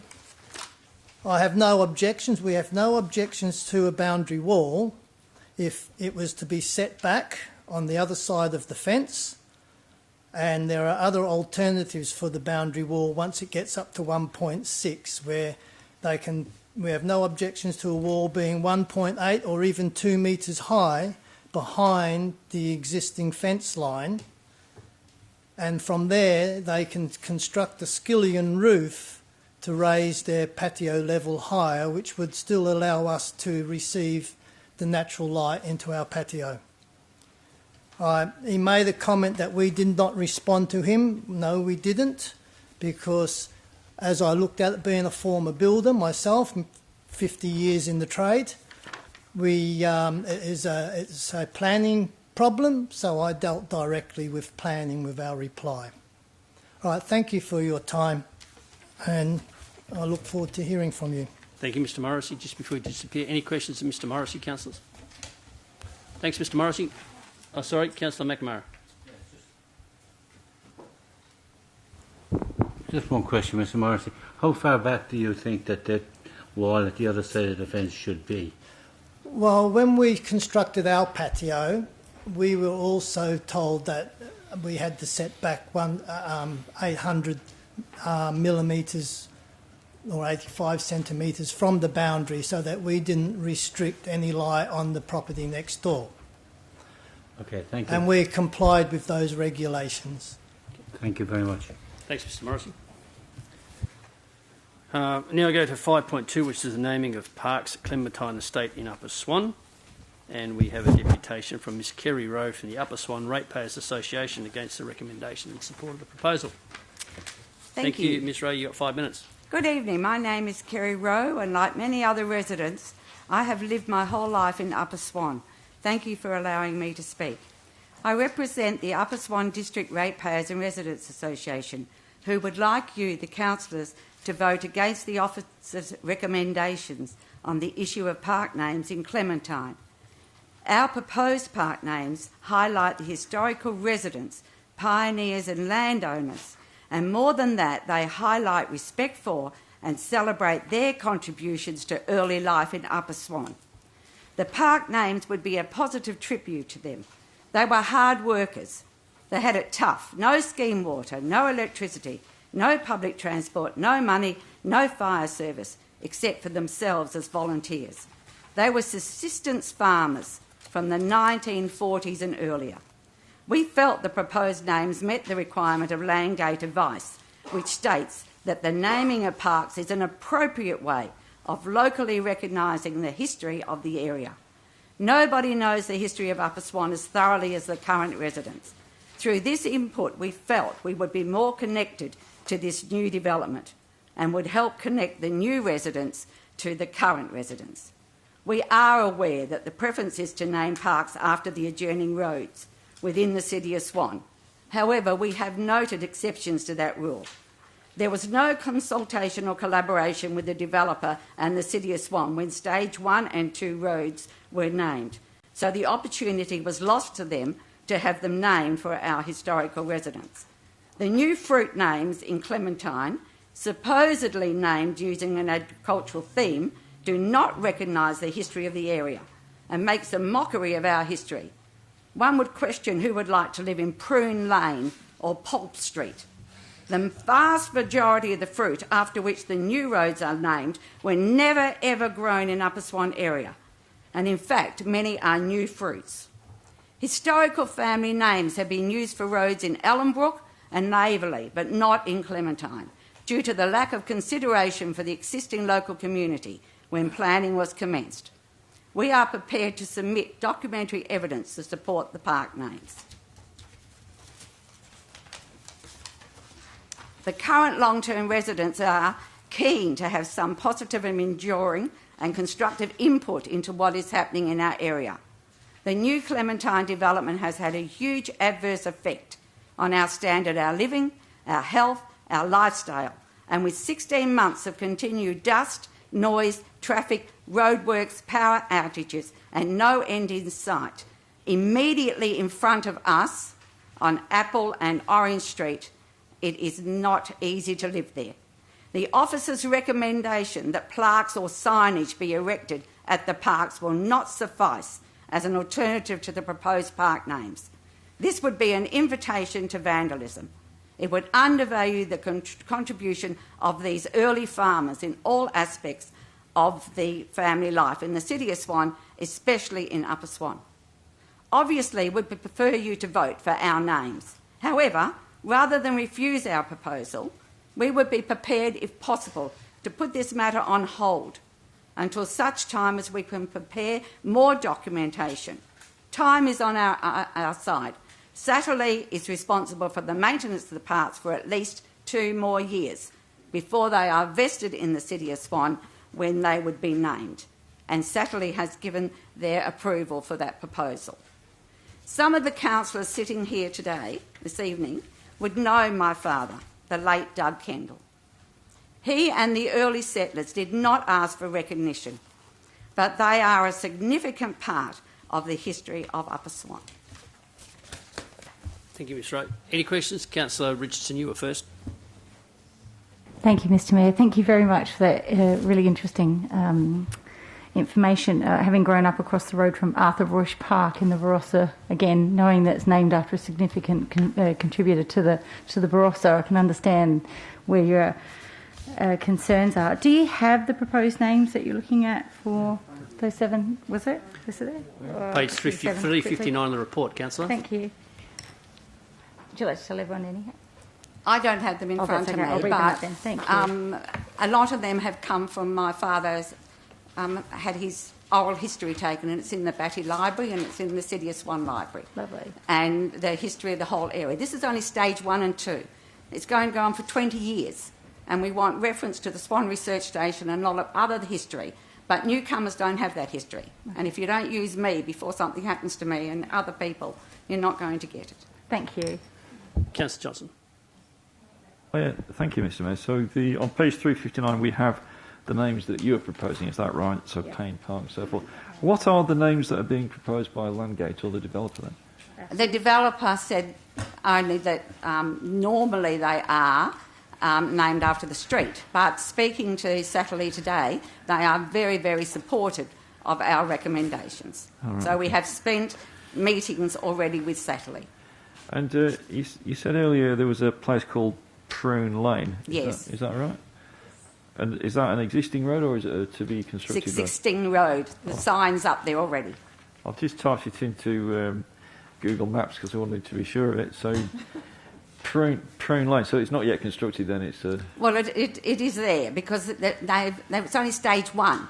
So there are signposts up already on some of the roads. I'll have to take this up with Google Maps, I think. Can you give us some other examples of unsuitable names? Cloudberry, Apricot, They just annoy me, so I try not to take them on board. Well, is there any way we can get a list of these names?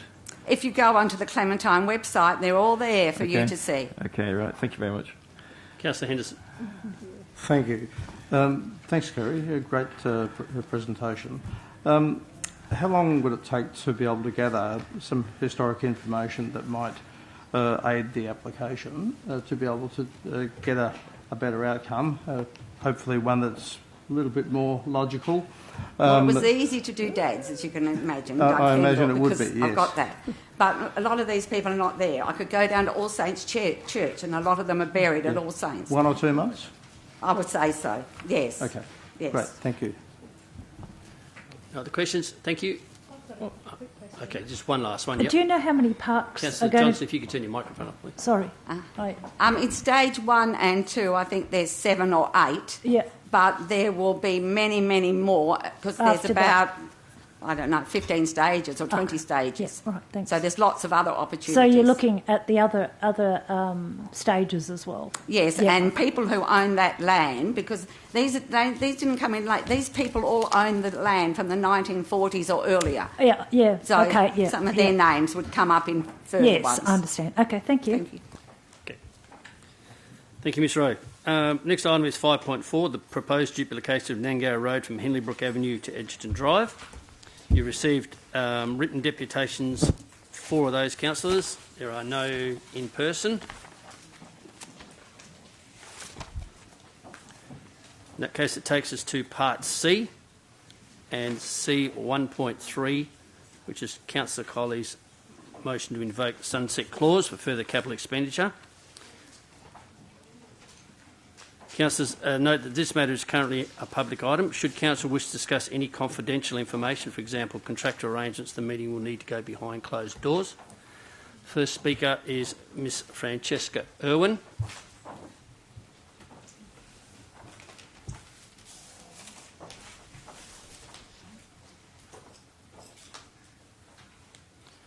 Thank you, Ms Irwin. You have 5 minutes. Thank you, councillors. Good evening. I have in my hand here a Midland Society presenting to you a petition containing 189 signatures, and it is to be considered in conjunction with the item 3.1.3 invoking the sunset clause on any future capital expenditure on Midland Oval for the 21-22 financial year on the agenda for 12th of May 2021 council meeting. It reads, "We call on the City of Swan to stop building any more roads on Midland Oval until the required traffic assessment has been completed, as it is not fiscally responsible to borrow or spend any more ratepayer money on the roads till the MORM has been reviewed in line with the recommendation of a strategic traffic assessment for the whole of Midland." 189 signatures here. Why? Well, most people are very concerned about the Oval. Councillors, you need to hear. People are concerned. Why? Well, they feel the injustice of council decisions that destroy our Oval. 2, everyone is concerned that their rates are funding the unpopular MORM, and when there are so many other significant needs across our wards. In fact, even those who are ambivalent or want the MORM to progress, not many of them, but those, they are staggered to hear that in excess of 50 million has already been spent. Apparently the city proposes to borrow another 6.6 million coming up this year, and the overall project has a $200 million tag on it. Our petition targets a specific issue. Current MORM designs show more than 4 roads are to be built on our Midland Oval. Any pub test will tell you we don't need these roads. But we are glad to read that both Main Roads and the PTA required a proper road assessment on Midland traffic needs back in 2015 as part of the Midland Activity Centre Structure Plan approval process. So no pub tests needed, councillors, just the City of Swan to do their due diligence. Councillors, you should be aware, I think you would be aware, that the last Midland traffic assessment was back in 2011. Everyone knows since then Midland has and is going through significant traffic and population change. So our petition is asking the City of Swan to do what it has its own Midland Activity Centre structure plan approval process asking it to do. Assess Midland traffic needs first before allocating ratepayers' money to roads on the Oval. After all, what is the rush? City of Swan have failed to achieve outcomes on Midland Oval for over 25 years. Back then, they started dismantling our bowling green, tennis courts, football pitch, social spaces, buying up land around it. Right now, your Oval development is a wasteland with a pocket-sized Weep Park and one big, unpopular road right down the middle, and it has cost in excess of $50 million. There have been numerous petitions, demonstrations, special elector meetings. They all ask the same thing: retain the historic green open space and ring it with commercial and residential development. The next deputation will set you straight on the Council's erroneous perception that your 2018 survey demonstrated broad support for the MORM. It is only, and it is the last straw that you hold, but the facts don't stack up about that survey. Ms Hallett will share that with you. Reality is the Midland community don't support the MORM, and you have failed to attract commercial investors. So what is the rush? To approve spending our ratepayers' money, or unwisely to vote to borrow the money because you have no investors? What is the rush? To fund these unpopular, vision-deranged capital works? Is the rush that the Council thinks constructing the roads will close out the argument? Oh dear. Councillors, the only thing you are getting right is your continued underestimation of the Midland community and the broader support network for the Oval. You've got 30 seconds remaining, Ms Owen. Poor management of Midland's resources is not some secret you can just keep on perpetuating. The implications for all to see. You will be judged far and wide. Please, I suggest the Midland charrette of 2000 was good. Since then, the City of Swan has lost its way.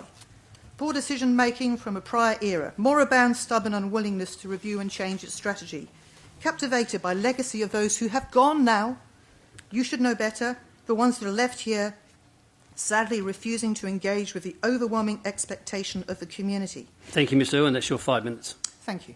Next speaker on this item is... I make a request that we table that petition. Well, he's going to hand it over anyway, so... Okay, so I'll take... Good, thank Next you. speaker on this is Mr Patrick Irwin.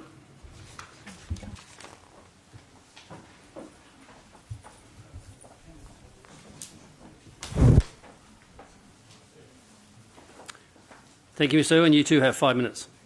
Thank you, Mr Mayor. I start with the words of Vince Careffa, recently reported. I'm quoting, "I read the current situation and my heart is broken for Midland. History lesson for you all. In the 1890s, Midland was gazetted as a town, but no designated public open space was created. The fabulous William Byers Wood bequested his own land to the community to use as recreational facilities. Thus, in 1901, Midland Oval was officially opened. The short story is too many Shire presidents, CEOs, town planners and councillors over the last 40-odd years have spent their time trying to get rid of Midland Oval for business development. Disgraceful to destroy the donation accepted all those years ago. What a magical green centrepiece for Midland and its community if it had been respected." Mr Careffa said the damage done by the closure of Great Northern Highway in approximately 1996 destroyed his business in Midland. Mr Careffa said, I lost 20 years of business when they supported Midland Gate and destroyed the old town. He's referring to the closure of Midland, of the Great Northern Highway. I start with Vince because he's one of the property owners who was on Great Northern Highway, and that shows how long the impact of bad decisions, bad planning decisions, how long it impacts and will continue to impact. The community, on the other hand, has a vision for Midland Oval. Whereas the city wants to dispose of it as a land development speculation.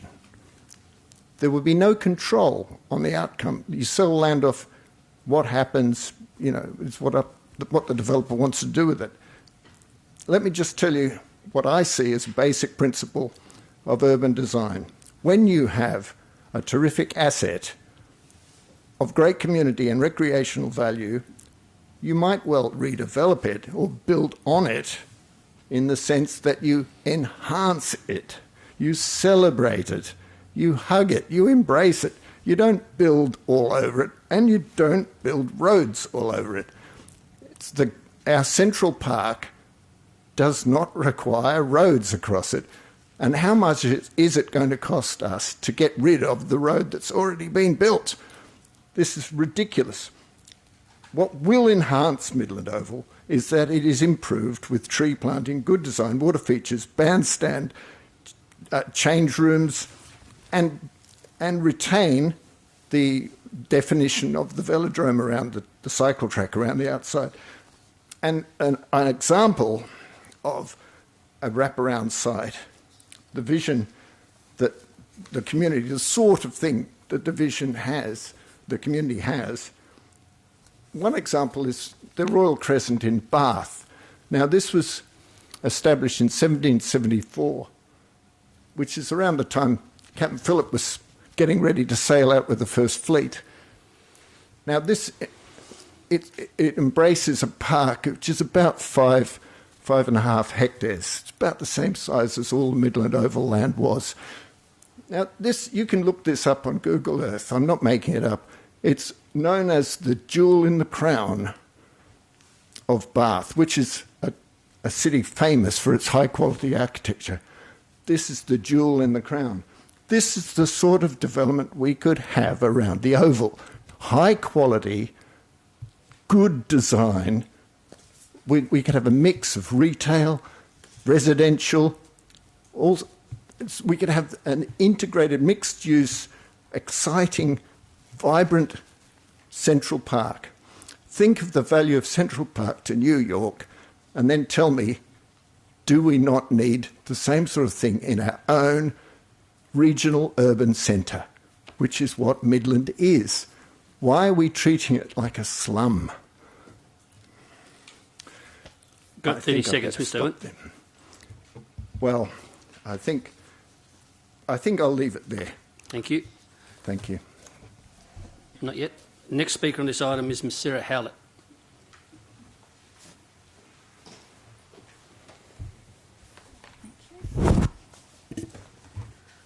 Good evening. Good evening, councillors, staff, and good evening, community members. Thank you for the opportunity to present my deputation tonight. My deputation is in relation to motion C1.3, invoking the Sunset Clause, and it speaks directly to the Midland Oval survey results. It don't mean a thing if it ain't got that spin. And that Midland Oval survey result, well, that's all spin. It was nearly 3 years ago that ratepayers were sent the MORP survey, and I want to speak about, one, how the spin that was placed on these survey results was more spin than is needed for a family wash, and two, that the residents of Midland have been hung out to dry by these results, and they are not happy, and they want the wasteful spending on the Midland Oval project to stop. The whole survey business has got more holes in it than my colander. It just can't be swept under the carpet anymore.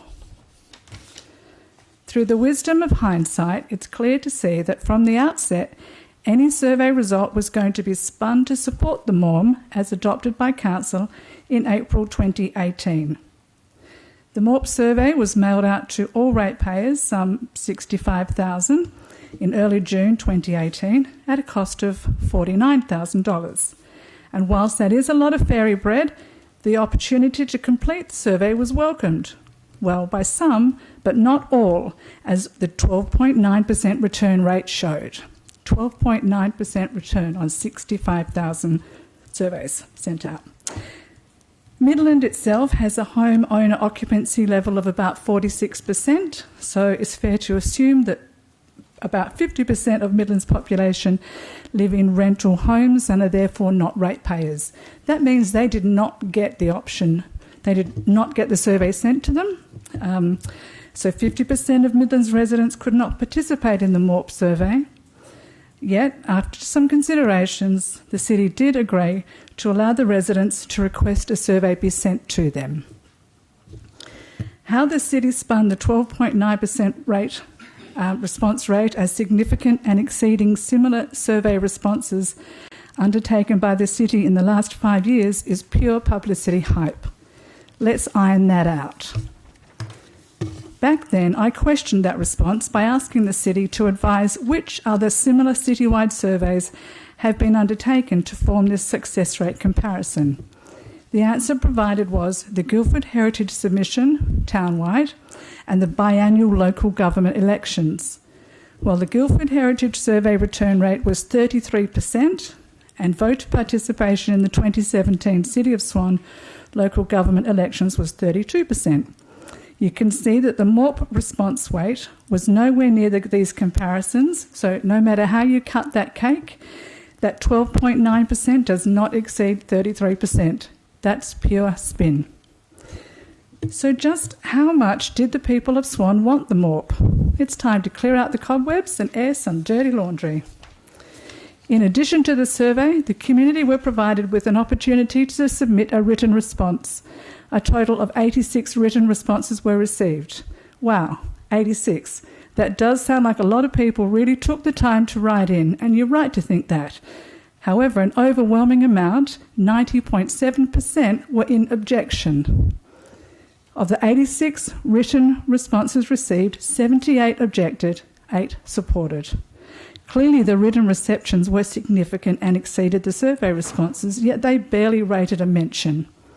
There was no breakdown showing that 90% were written in objection on the New Junction social media page.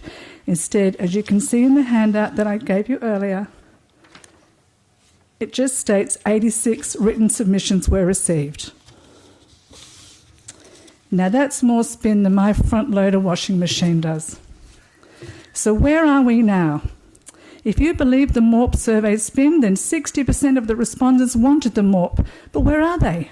Anyone who has spent time at Weir Park since it's opened in 30 December seconds left, Ms. Howlett. 2020 can testify to it being completely deserted and underutilised. That is, with the exception of the community-led Christmas carols. Where are the 60% who supported it? The 5,400 people who voted for it. They're definitely not picnicking with their family at Weir Park. The $50 million that has been spent to date has to end. Enough is enough. Households everywhere have been forced to tighten their belts, housewives having to redo their household budgets to make things work, and we cannot risk jumping out of the frying pan and into the fire by continuing to spend the estimated $200 million on this project. Thank you, Ms. Howlett. That's your 5 minutes. Councillors.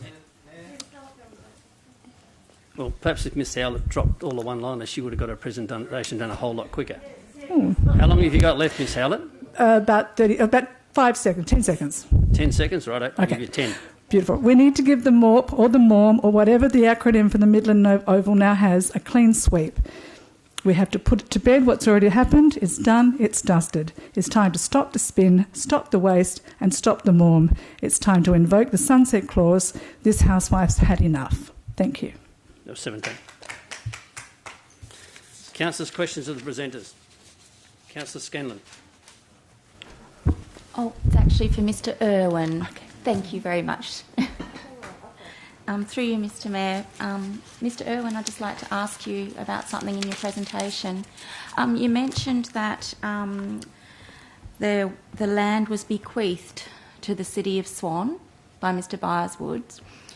Do you have any evidence of that, any documentation to say that it was given? I do, yes, and the legal opinion on that, when the title was transferred to the Shire of Midland Junction, there was legal opinion sought from Septimus Burt, who was the ex-Attorney General of WA. His written legal opinion, which is in the library, shows that he confirmed to council, and it was repeated by council mayors and council solicitors, that the recreation reserve was safe even after transfer of title, safe in the hands of the public, i.e. the ratepayers, who are the actual owners. You've got to understand, council doesn't actually, you might hold the title, but you're holding the title on behalf of the ratepayers. It's us ratepayers who own it, and we're paying for it to be destroyed. It's a little bit... Thank you, Mr. Stewart. Further question, Councillor? Further question. I'd just like to ask you, I seem to remember you having some information on this that you might have given me about 3 years ago. Do you have that written? Do you have evidence you can please send all councillors? I certainly do, yep. Wonderful, thank you. I have sent it. Councillor Podolny. Yeah, again, thank you. This is just to anyone who wants to answer it from the Midland Society. I just want to be clear. Is the Midland Society's position that you want to stop the development and remove the roads? Because that's what I think I'm hearing. Can you please confirm if that's your position? Anyone want to answer that one? Well, ultimately, if you want an effective park, you don't want it to become a road junction. If we keep building roads and having road intersections and roads through it, it becomes a road junction. It's meant to be our recreation ground reserve. It's supposed to be our central park. I leave it to you to sort of discover. I mean, I'm obviously opposed to roads on Midland Oval, and we've made that clear as a community. So I think it's an easy I understand answer. that. I guess there's roads that are through the Oval now, so what are you proposing to do there? I would hope that when we come to our senses, we'll remove them. And that will be additional cost. But it's better to spend that additional cost than to keep spending more, throwing more money, good money after bad, which is what we're tending to do. Last question. I know there was a big public campaign. I understand that campaign really was to get parks and more trees. What's your response to the fact that there's been a lot of landscaping, a lot of trees, and there is a park there? Well, it's fine, but it's, as Francesca said, it's very small. It's a pocket park, really. I think it's about 2,500 square metres. It's 2-quarter acre blocks. What we had in total was something of 5.5 to 6 hectares of land. We've gone down by to 20th of what we had in terms of usable parkland. And if you go there now, it looks like a building site. And if we're not careful, it'll look like a building site or a development blight site for the next 20 or 30 years. And no one wants to buy it. Why keep wasting money trying to, Midland Gate doesn't want it anymore. I'm sure Midland Gate doesn't want it. I mean, I can't ask them myself, but I bet you they don't want it anymore. Thank you, Mr. Owen. I think you've answered the question. Further question, Councillor Podolny? You're done. Councillor Kiley? Thank you, Mayor.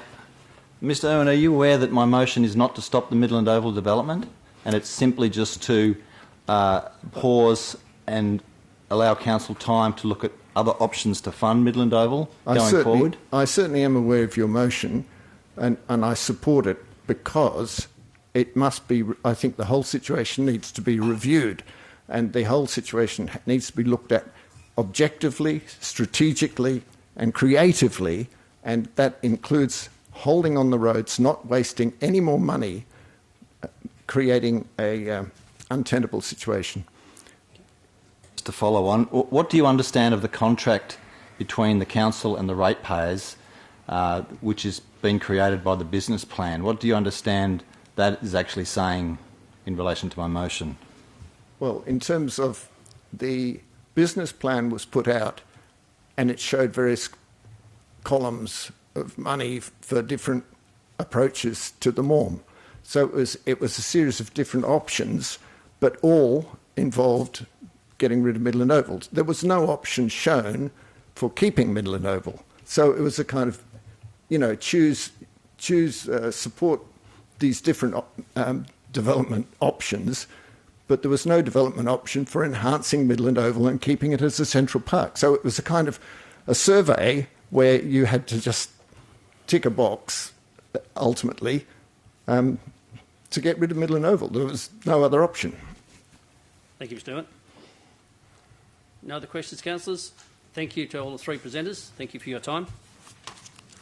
We now move on to the last deputation, which is the item C3.2, the State Administrative Tribunal reconsideration of refusal of the proposed childcare premises at Lot 490 and 491, number 7 Norman Street, Bellevue.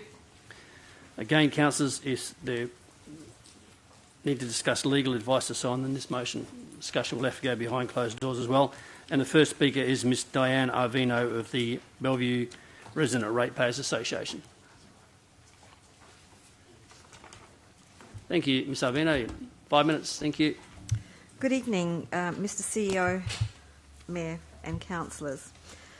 As this is a confidential item, I'm using information from the October minutes, where council rightly rejected this development application. Councillors, there is everything wrong with this DA's non-compliance against the only measure available for childcare centres, and that is the WAPC Planning Bulletin 72/2009. Why would SAT ignore these guidelines? Is the planning system so blasé that having 2 points, which were the built form and bus stop, out of many points, deem passing compliance? Have the 14 submissions of objections of neighbouring residences been discounted? Those objections cited concerns with proposal not being compatible with the residential zone, negative impact on the amenity of the area, additional traffic congestion, and questionable catchment areas. The October report says the applicant, in light of public consultation process, modified the proposal to address concerns raised from both the residents surrounding the site and also preliminary assessment undertaken by city staff. Did the modification address the objections of the residents? Of course not. These people do not want their residential amenities sacrificed for the only reason that someone wants to make a profit from a development for a commercial service where there is an oversupply in the area.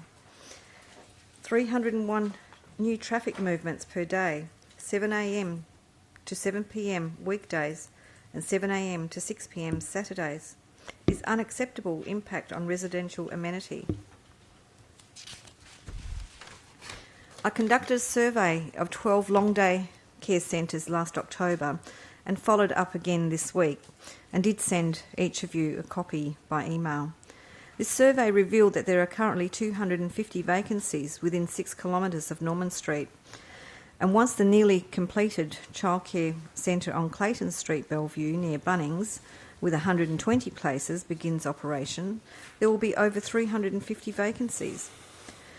It also revealed that Bellevue and surrounds have a large demographic of low-income families that do not use daycare, as Shire of Mundaring converted their licensed all-day care alongside Clayton View Primary School to a family centre and holiday care because of little demand for long day care.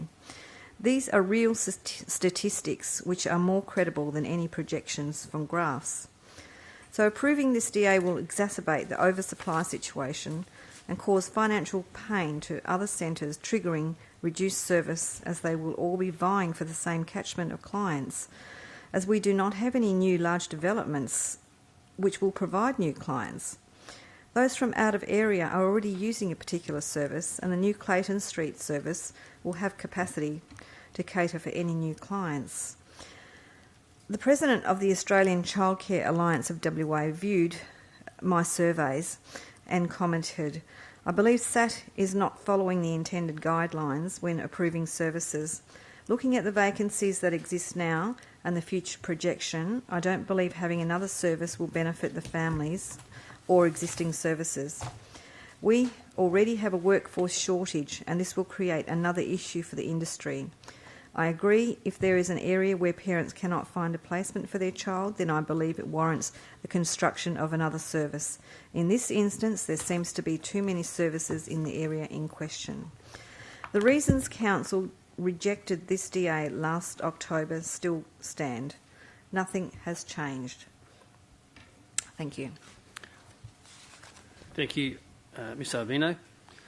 Next speaker on this item is Mr Regan Cate from Dynamic Planning and Development. speaking on behalf of the applicant.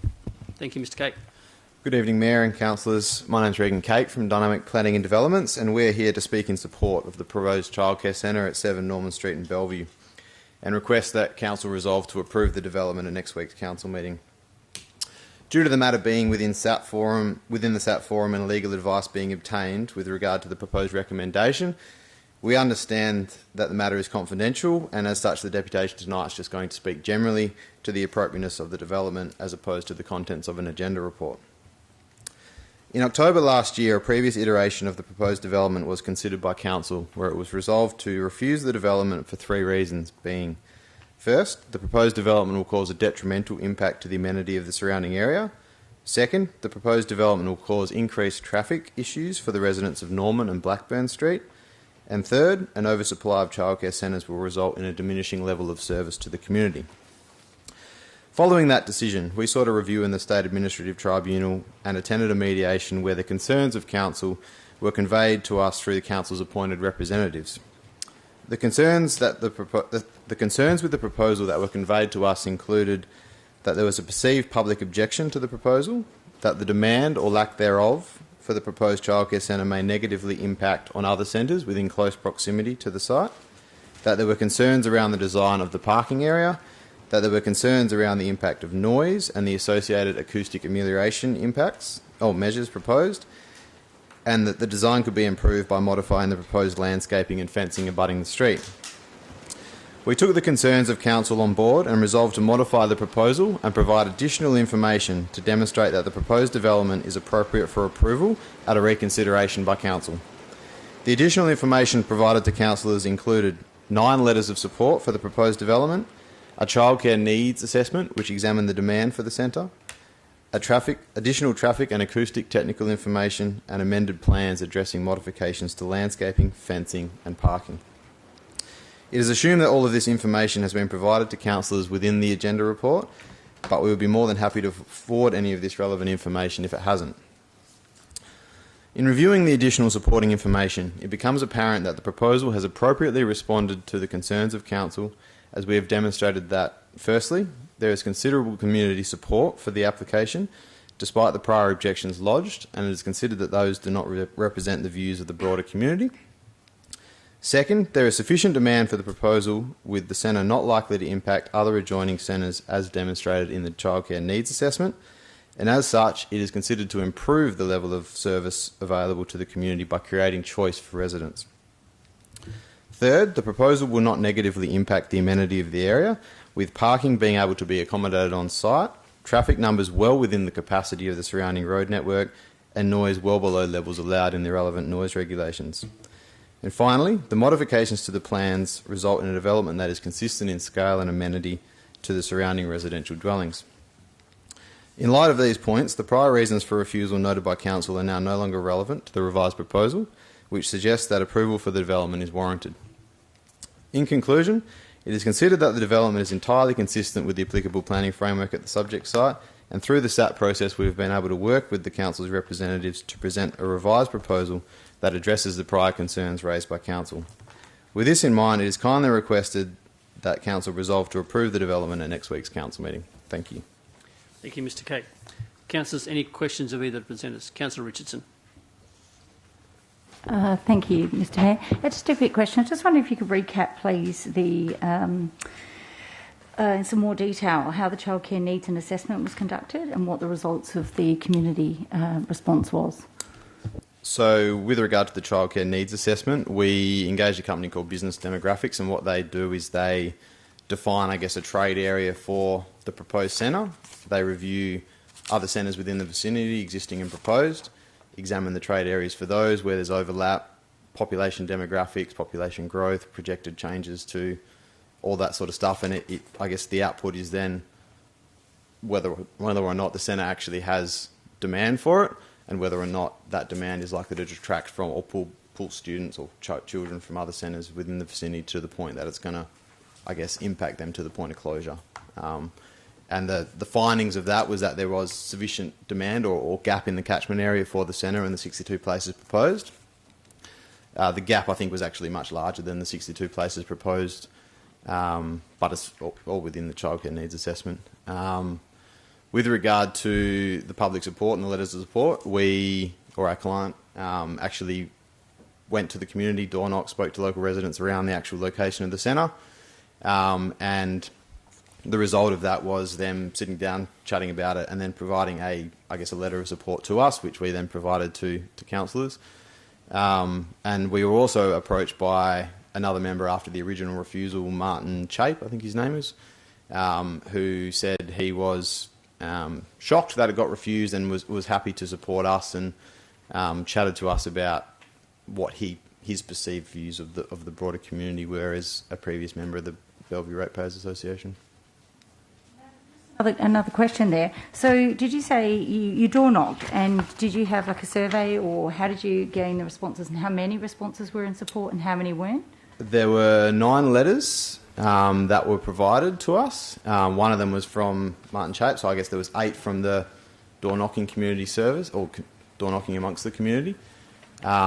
7 of those, I believe, were in support. 1 was neither support nor objection, and then there was a few others that didn't want to put a support letter in, or support or objection in. And were these people who actually had children that were going to take up those places? I believe so. I don't know about the family background or anything like that. I think one of them was a neighbour that was interested in working at the centre, or had a child that was interested at working at the centre. But yeah, I can't speak to their family makeup. And what was the reference to the 62 places that you made just before? The business demographics childcare needs assessment. Yep. The centre that we're proposing proposes 62 children. Places? 62 Yep. places, yeah, and the childcare needs assessment suggested there was a gap or demand for much more than that. But you only had 8 pretty much positive responses, but no one actually indicated that they needed it for their child? No, we didn't survey the entire Bellevue area in terms of trying to find the 62 places, no. Okay. As a mother, a working mother who works at St John of God Hospital, I'm not really sure where Bellevue would help accommodate 62 places, because most parents need to drop them off close to work. And so I can't really see where the 62 places is if there aren't that need for those children in that particular area. So I'm interested to know more information about the proposed 62 places, but yet there's only 8 responses for positive, but without children. So the responses to the survey were more about the development generally as opposed to the demand for the centre. Okay, thank you. No worries. Councillor Johnson. Thank you, Mr Mayor. Yeah, my question is, there are 8 responses in the report. How many doors did he knock on? 11 residences. 11? Basically, yeah, the neighbours abutting the property that the development was proposed upon. Okay. Councillor Scanlon.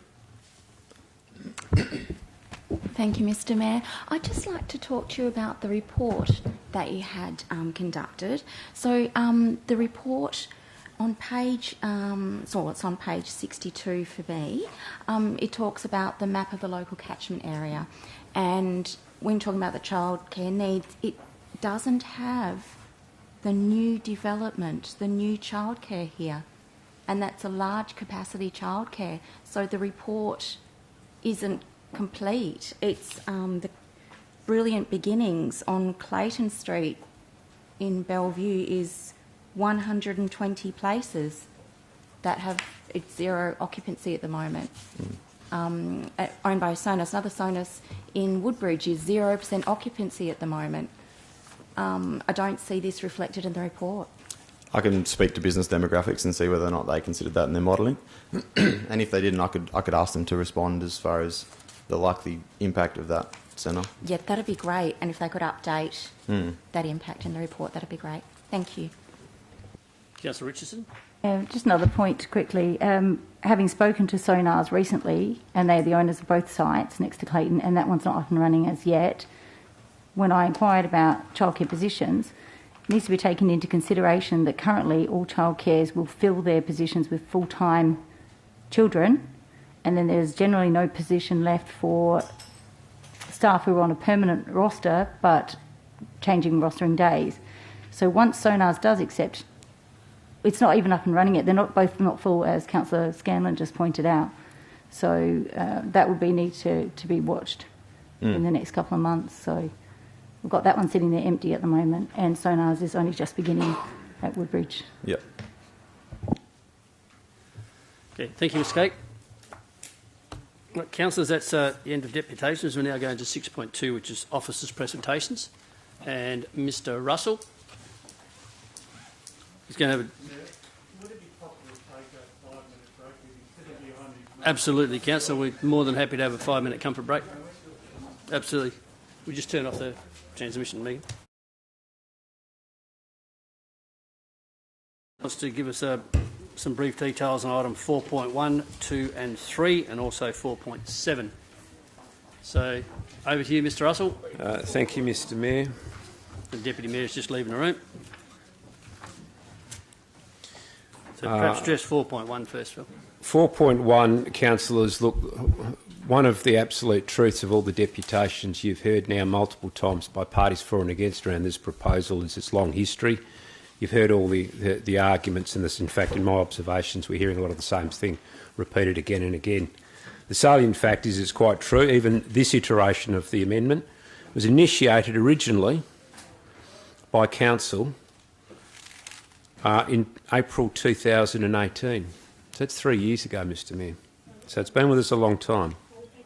4.1. 4.1. Critically at that point, as those of you that here will recall, the Council was very sensitive to the fact that the amendment which proposed the whole of this area was opposed stridently by many of the same people who've made representations today, so said very plainly, we don't want a bar of it.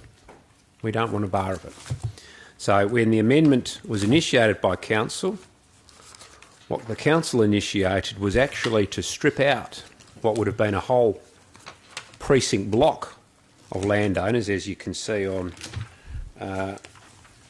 page 62, 3, 4.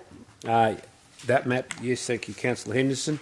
But the one there that's got the land ownership plan, which shows the whole brown block of all of the owners that have come out, and then we're left with the proponents here, the two pieces of land, one piece of land owned by the James, you heard Mrs James today, and the other one by Mr Sweeney.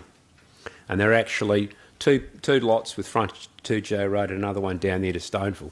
So it's initiated, it's gone out for advertising. You've heard comments on all of the submissions raised, but critically what we've got here is some issues with respect to the comments back from DFES, as well as the comments back from the Department of Primary Industries, who have picked up on the theme of expressing concern around having small lot subdivision coexistent cheek to jowl with the productive rural farming practices that you've heard from that are occurring with the Robertson farm that you've heard from Mr Ferraro in tonight's deputation. The key things for us in our recommendation addressing these submissions is the proposal has failed to address the principal requirement of a bushfire management plan and a bushfire prone area to have 2 points of access and egress. Now, Mr Burgess has alluded to claims about meeting with Main Roads and looking at some alternate arrangement that Main Roads might be acceptable. But let me state here categorically, Mr Mayor, when this was pulled from the agenda in December on the basis that Mr Burgess alleged that they had got some traction with Main Roads to get some sort of alternate access arrangement, it was pulled from the agenda in December with the aim of allowing Mr Burgess time to firm up with Main Roads whether or not they might change their comments to say that they don't support any direct access onto the Orange Route and 2J Road. He was given time to do that, and if he could achieve that, then he'd be able to address the issue of only having one access egress point. We're now in May, so we've given him fair time, almost 6 months, and nothing's happened. Now, I'll also state this, I don't offer a remark on this, but I won't let this one pass. The claims that the city did not respond to the proponent, which in this instance was Mr Burgess, is patently false. In fact, it was the reverse. we had to chase up, and I had to have staff chasing up Mr Burgess on a monthly, sometimes 2-weekly basis, so that we could find out what was going on to present this item back, simply because I had staff being badgered, and you've heard this today, by the objectors wanting to know where this was at. So I think what we've got to in the end of the day here is nothing's changed from when we drafted this report in December. Mr Burgess has not been able to get any change in position from Main Roads, and Main Roads actually affirmed to us in March, the 11th of March, they said to us plainly, the advice that they provided in December, or actually in August last year, that they don't support any proposal for access out onto 2J Road has not changed. So Mr Burgess has not been able to negotiate any different advice from Main Roads in that time, and as a result of not being able to get an alternate access arrangement, it fails critically the need to provide 2 access egress points from a bushfire management plan. Now, for what it's worth, the report did indicate DFES had also after some other updates to the bushfire management plan. But again, in 6 months, when I queried with Mr Burgess, where is that? Are you going to provide that? No, we haven't done it. So in the end there, whilst notwithstanding what the proponent might say, the picture in fact and in reality is they've been more than indulged and given fair opportunity to address the issues that they have known since December, and they have not been able to do so. So the report has gone up, and as a result of the planning issues around failing access, we can't support it. Now, the issue around, and a lot has been said again, around the old hoary chestnut around past supposed comments from members of the West Australian Planning Commission. I will simply say this. Insofar as there may have been a legacy proposal contemplated under earlier strategies, it was for the entirety of the land as a precinct, as shown on the ownership plan, not as a very small micro component of 3 lots, 2 lots sitting together in 2J Road and another lot sitting out on its own down on Stoneville. The alleged comments of support by the late Eric Lumsden, or even the current chair, that might have been in relation to an entire precinct, not in relation to a subset of some separated lots that aren't properly integrated through a proper structure planning process. But be that as it may, that will be up to the Commission to advise the Minister, because, councillors, as you know, you won't be making a final decision on this evening. You'll simply be making a recommendation to the Minister to support it or not to support it. Thank you, Mr Mayor. Any questions, Councillor? Councillor Johnson. Well, thanks, Mr Mayor. Yeah, Mr Russell, when I look at the plan here, this particular diagram, which is nicely coloured in, I see both of the blocks are adjacent to existing rural residential, and if the main reason for not approving this is bushfire risk, and the bushfire risk is access to and from the site in the event of a bushfire, how are these blocks different to the blocks immediately adjacent? They may not be different, but look, the simple fact is a lot of this area, which was subdivided years ago, I mean, we only need to, if I can use an example by way of an answer to the question, Mr Mayor, the estate of Shady Hills, which you all know very much about, is non-compliant with today's standards. Subdivisions done years ago, okay, before we had planning for bushfire protection and estate planning policy, we've got certainly, and may well be, the adjoining subdivisions are also non-compliant, but we're not considering those subdivisions here. And to use the age-old analogy, Mr Mayor, 2 wrongs do not make a right. True. Yes, it is now. Further question? Yeah, the other question is, most of this land that's coloured light green is owned by one landowner. And when I look at this, it looks like that one landowner, which is basically the farm, it looks like that farm is almost entirely surrounded by rural residential, and as Gidgegunup is a growing town site, it seems that it's the farm that's out of step, not the 2 proposed blocks. That's what it looks like to me. Can you comment on that? Well, I would say the reverse, Mr Mayor, because the current zoning patently is Existing zoning is general rule. So Mr Robertson and those people on their farms are actually in tune with the existing zoning. What is being proposed here is a change to that. Any further questions on that one? Okay, Phil, carry on to 4.1 and 4.2. Thank you, Mr Mayor. You've heard from the presentation from Ms Burkhead in relation to these two items. In effect, thanks, Joe. What's being proposed here is that the change to the aircraft noise contours, particularly in terms of the 20 to 25 ANF contour, which has changed since the time of the original structure plan and original scheme amendment, is such, as you can see from the plans, you've got more or less half of the Rosehill Estate land holdings is now actually no longer encumbered by the 20 to 25 ANF contour. So the proponents want to do two things. They want to be able to amend the structure plan to provide for densities in the area that is not subject of the 20 to 25 ANF by increasing the density there, particularly from R20 to R30. But to do so, of course, they also have to amend our local planning scheme and the provisions that pertain to the Rosehill Waters Estate in the schedule of the scheme, and they need to expressly strike out the provision which says maximum residential density at R20. So it's a bit of a chicken and the egg thing now. It seems to be the propensity of proponents these days, because everyone's in a rush, I suppose, to get land on the market. There's a propensity to do things concurrently as opposed to sequentially, and it's one of the great problems with the planning system in Western Australia in 2021, but it's been that problem for a few years. Because, of course, you can't, from a council's point of view, we don't want to be endorsing an amendment to a structure plan unless or until we know for certain that the minister is happy enough to amend the scheme to modify the cap on the R20 density. But because they've been lodged both at the same time, and because the structure plan amendment's been lodged and we're on a time frame to make a recommendation, we've adjusted the wording to say, I suppose, that if council doesn't want to support the amendment to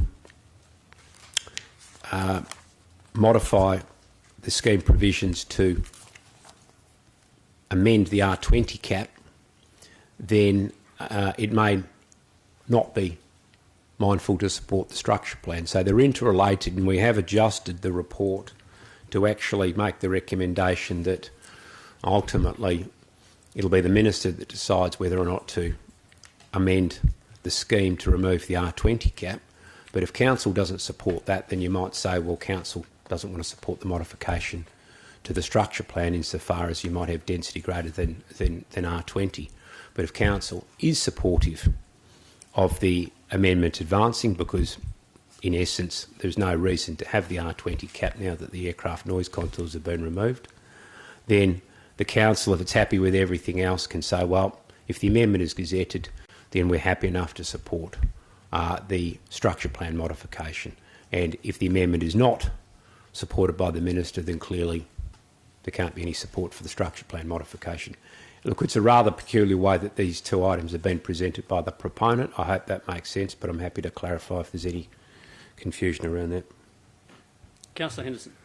Thank you. Phil, the ANEF contours, are they a legal instrument once they've been put out and done with? Do they get gazetted as a specific line on the ground, so to speak?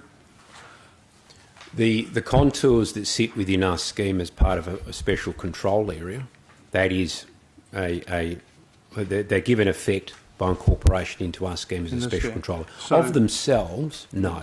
Okay, but they're in effect within the scheme. So do they take into account variations, and the map itself, do they take into account variations of the sound levels as a result of, obviously sound moves around with wind and stuff like that?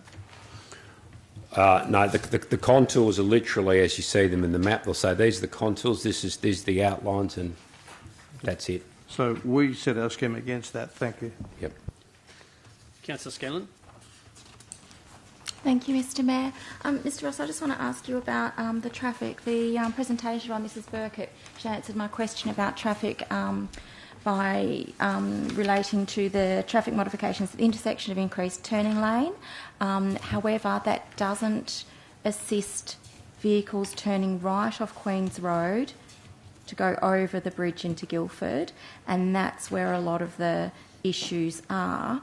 I don't see that really reflected in the report about the impact on that intersection, because it says the amendment is likely to result in an overall increase in traffic by additional 394 vehicle trips a day. It is considered the increased traffic is relatively minor and can be accommodated on the local road network. I just want to ask you, have you taken a site visit to see that and considered the other? She mentioned there are other access routes, but that's through Hazelmere one way, and it's. I really don't think it can take much more traffic. Through Mr Mayor, so the question being, are we satisfied that the proposed amendment to the structure plan that will nominally increase the volume of traffic can be accommodated at the intersection of Queen's Road and Grayston Highway? Yes, and have you taken a site visit?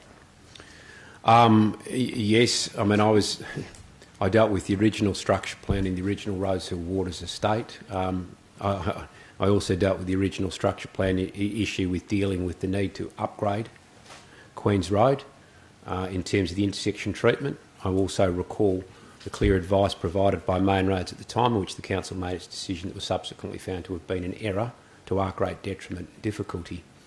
It's not often that I point the finger, but blame where blame is due. So the short answer to the question is absolutely, and I think that and it's a fair point to make, it's a fair question, because what the report is saying is that intersections are already performing at a level F in terms of the standards that we apply to assess the functionality of these intersections. You can't get any worse than a level F.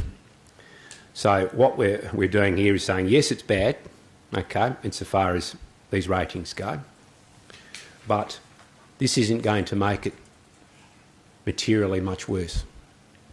Now, if it's the case that the intersection is really bad and that people then have a very clear inclination to avoid it and to travel into Rosehill and out of Rosehill by another means, then that generally tends to happen. If people go, I'm not going to go that way because it's a really difficult intersection, I'll go another way, and of course that's just common driver behaviour. Mr Mayor, we all take advantage of the road network to suit our own needs and inclinations. If we're not comfortable with a particular route, we'll take another one. But so there's not another... sorry to interrupt you, Mr. No, Russell. There's just not another good route. If you go out through South Guildford along Water Street, you've got to turn from Water Street onto East Street, and as you know, that's another terrible intersection. It's really problematic, and Main Roads are now wanting to change the road structure in Guildford because of this backup of traffic through there. Sorry, was that a point of order? There is no point of order. Okay, so you're just pointing that out. Mr Russell, I don't know, there's a question in there, but... Mr Mayor, I've been working in this organisation for 18 years and I've always come through Guildford, previously via Canning Highway. Now when I come from Bedford, from Guildford Road, I'm very aware that Guildford can be a pain to access at certain times of the day, as to everyone else that uses the road. Main Roads knows this, we know this as a council, but we have what we have, and the constraints around trying to rectify that are well known to everyone. But it's not a new issue, it's been around for a long time, we're aware of it, but I don't know whether it's a viable proposition to simply say we're closing the shutters on any development anywhere around Midland or Guildford that will rely on access points through Guildford. I don't know whether that's a viable proposition either, Mr Mayor. I don't think that's what I was saying, Mr Russell, and I just wanted to point out that I'd like it, is it possible to amend the report, to defer this, to amend the report to qualify the traffic implications? Through Mr Mayor, the report stands as it is. It is open to the council to accept the recommendation of the staff on the structure plan and or the amendment or not, but the report doesn't change, Mr Mayor. Councillor Johnson. Thank you, Mr. Mayor. Mr. Russell, just taking up this issue of traffic again. I recall a decision some time ago of council where the council unexpectedly approved what would have been the largest block of flats in the city of Swan, and that was then rejected by the WATC. What were the reasons they rejected it? Was it to do with traffic? Sorry, are we talking, Mr. Mayor, are we talking about within Rosehill Waters a proposal where I think they were after some higher density? Or are we talking about somewhere else? Block of flats in Rosehill Waters on West Parade. That, from my... Well, if we're talking about... I do recall previous owners with a proposal to increase the density within this area. I think it was rejected by the WAPC, obviously, because they're saying, hang on, well, it's not consistent with the cap that the then Minister Day put on the scheme amendment to say nothing above R20. Other further questions, Phil? 4.7.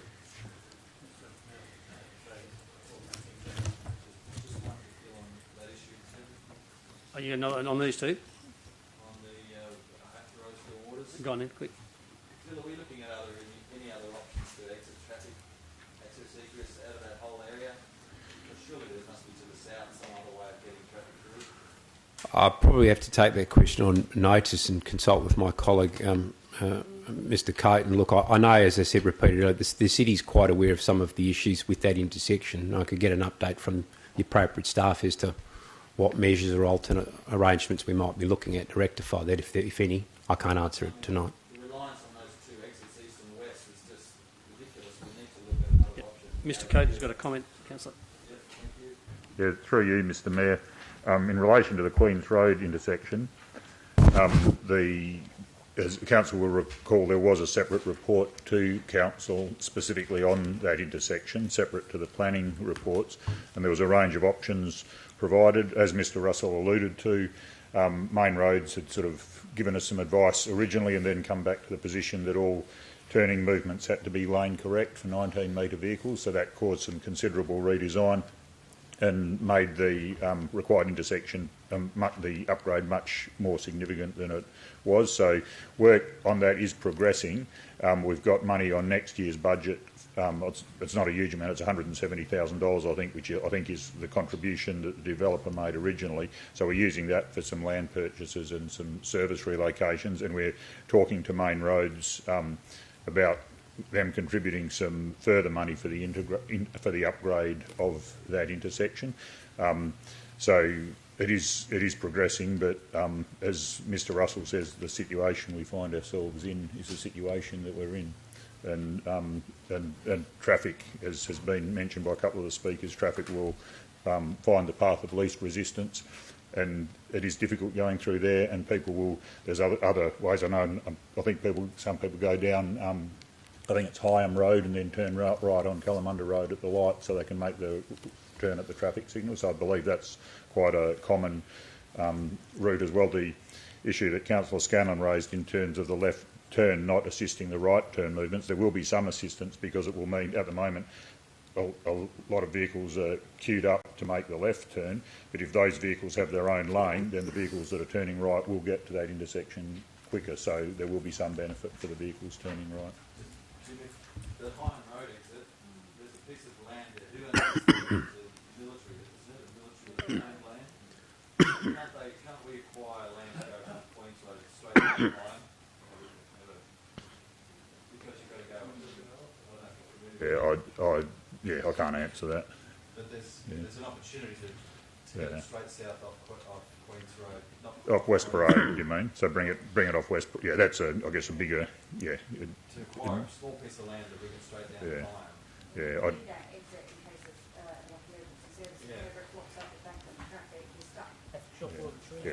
Yeah. We haven't done any work on that, so I can't comment on that. Right, Phil.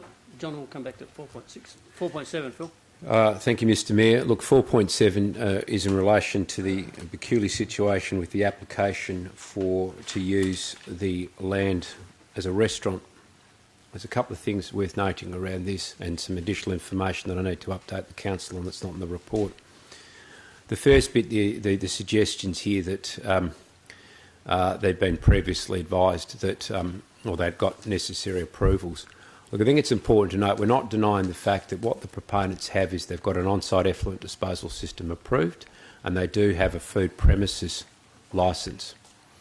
Now, back in 2014, the proponents lodged an application for a restaurant. But when they lodged that application, what they were doing is they're saying, we want to be able to serve in our produce store, the shed out the front that sells the fruit and vegetable produce that they grow on the site. And they've got approval for that fruit and vegetable produce store, which is ancillary or incidental to the intensive agriculture market gardening they're doing out the back. They came in and they made this application, but what they wanted to do was to simply have a small kiosk or a small counter and a cake stall, glass window, for the sale of a few odd cakes, a scone, and making tea and coffee for the patrons that come in to buy the fresh produce. Now, that did go through the process of being referred off to the Department of Water. At a late stage, it came to my attention, I looked at this application and dealing with the applicant, and we said, a restaurant use under our scheme is where it's defined where that is the predominant use of a piece of land or premises. Having a little counter with a display case for a few cakes, if that, and making a cup of tea or coffee for people coming in to buy your fruit and vegetable produce is akin to say, and to call that a restaurant is akin to saying the kiosk in your Bunnings store is a restaurant. It's not. Bunnings is a showroom warehouse. So on that application, and after that it had gone through this process, it was withdrawn or cancelled on the fact that it was not an actual restaurant. It was an incidental use associated with, or incidental activity, part and parcel of the incidental food produce shop that had been approved as part of the agricultural intensive use of the land. What has happened, and it's a sort of a confluence of tragic circumstances, because the proponents here tenanted the land from the owners who made that application at the time. And having advised them through their planning consultant at the time that they did not require planning approval as a restaurant for the scale of the activity that they had presented to us, they of course read that as something else, expanded and sold it to the people that presented to you today. And in actual fact, I had more or less the mea culpa from the woman who owns the property, who admitted, whoops, we didn't really follow the advice and stick to the parameters, and they've expanded beyond. Now, this has only come to a head, as you heard from Mr Selman, because they sought to, and they've been operating for years, of course, they sought to obtain from the Department of Racing, Gaming and Liquor the requisite Section 40 certificate from us to enable them to get a liquor licence. And of course they need to see on that Section 40, we need to see it's got approval for a restaurant. They never had any approval for a restaurant, not a planning approval. They can serve food, that's a food premises thing under the Health Act, an effluent disposal on-site system under the Health Act. A planning approval under the Planning Development Act, there was no such approval for a restaurant, so we said you'd need to lodge an application. They've lodged one, but perversely they're caught in the same trap that the original owners were caught back in 2014, where they lodged a restaurant application. We referred it off to DEWA and they said, this is a groundwater protection area. The state planning policy says a restaurant is incompatible, shouldn't be approved. And that's the situation we're in. Now, Murphy's Law would say that sometimes troubles compound themselves, and the situation that we're also in is there's a question now as to, which I need to clarify, and I'm presently getting legal advice from Dennis McLeod, and that is, in actual fact, this application that you have before you, does Council have the power to determine it under its local planning scheme, or does it need to be determined by the WA Planning Commission? Because, very strangely, the circumstances around this is that under the Metropolitan Region scheme, the land is zoned rural, but it's also reserved for water catchment. Now, we can approve under the Metropolitan Region scheme, because when we make decisions under our planning scheme, we're also, for the most part, making decisions under the Metropolitan Region Scheme unless the power to do so is otherwise taken from us by prescribed delegation restrictions by the Commission. But because the land is, seemingly strangely, reserved at the same time as being zoned, there is a question as to whether we have any power to determine the application or whether it's just a recommendation. So this is virtually hot off the press, and the horrible scenario around this is the applicant hasn't yet been able to be apprised of this particular circumstance. But what we'll need to do before next week, Mr Mayor, is get an opinion from Mr McLeod as to whether or not the recommendation before you needs to be amended to be expressed by way of a recommendation to the Commission on whether the application should be determined and not a decision under our scheme, or whether it's a decision under our scheme and a decision or a recommendation to the Commission. So, look, it's a peculiar thing, but those are the circumstances there where certainly some sympathy to the proponent. They've bought into something on the basis of an activity that was occurring there that they probably thought was lawful, but the proponents had expanded that activity beyond a mere incidental activity into a full separate land use of its own that they didn't have approval for. And that's the circumstances that the proponents find themselves in, unfortunately. Thank you, Mr Mayor. Questions, Councillor Catalano. Thank you. So, if this approval is refused, and just forget, say it doesn't have to go WAPC, they can go back to serving coffees and cakes as an ancillary activity to the agricultural pursuits. Well, through Mr Mayor, they're doing that now, and I think the Speaker peculiarly sort of seemingly boasted about the noted attendance of a city function at this premises as if somehow that validates it or legalises it, but I can see the point they're making. They're operating already. So let's assume this application is in the Council's power to determine, and let's assume, for example, the Council follows the recommendation and resolves not to approve it. Now, of course, they'll have a right of appeal to the State Administrative Tribunal, and the Tribunal can look at that. They could go to a hearing. If they go to a hearing and they aren't successful or they don't appeal, they're still operating at the moment. It's come to the head, as I said, peculiarly not because of any particular complaint about them. It's because they tried to get a liquor licence to serve liquor, and we can't give them a section 40 that says they've got approval for a restaurant because they don't. So if they can't demonstrate to Racing, Gaming and Liquor that they've got approval for a restaurant, presumably they won't get a liquor licence. So it may well be, what will certainly happen unless the situation changes, is they won't be able to serve liquor. Worst case scenario, I suppose, then is if we then go, well, actually, we're going to have to wind you back, right back to where you were, to being incidental and not a restaurant use. But the problem has been generated by the failure of the owner to get the liquor licence because they haven't got an approval for a restaurant. Thank you. I do understand that. So, but what I was more interested in is what you just spoke about then, is what's the likely outcome of this refusal in terms of their operating the business that they previously had, or that's sort of been there since 2018 and that this fellow bought into. I mean, I can understand he's not going to get his liquor licence, and he's got a problem now because. So I just want to know. I mean, basically, is this how extensive can this cafe be without this approval? That's what I'm asking. And what's the likely outcome of this refusal in terms of this man's business, which has been established for so long, not necessarily under his watch, but it's been around for a while. The plans that were submitted, upon which I adjudicated that it was incidental and didn't require approval, showed a little kitchen with a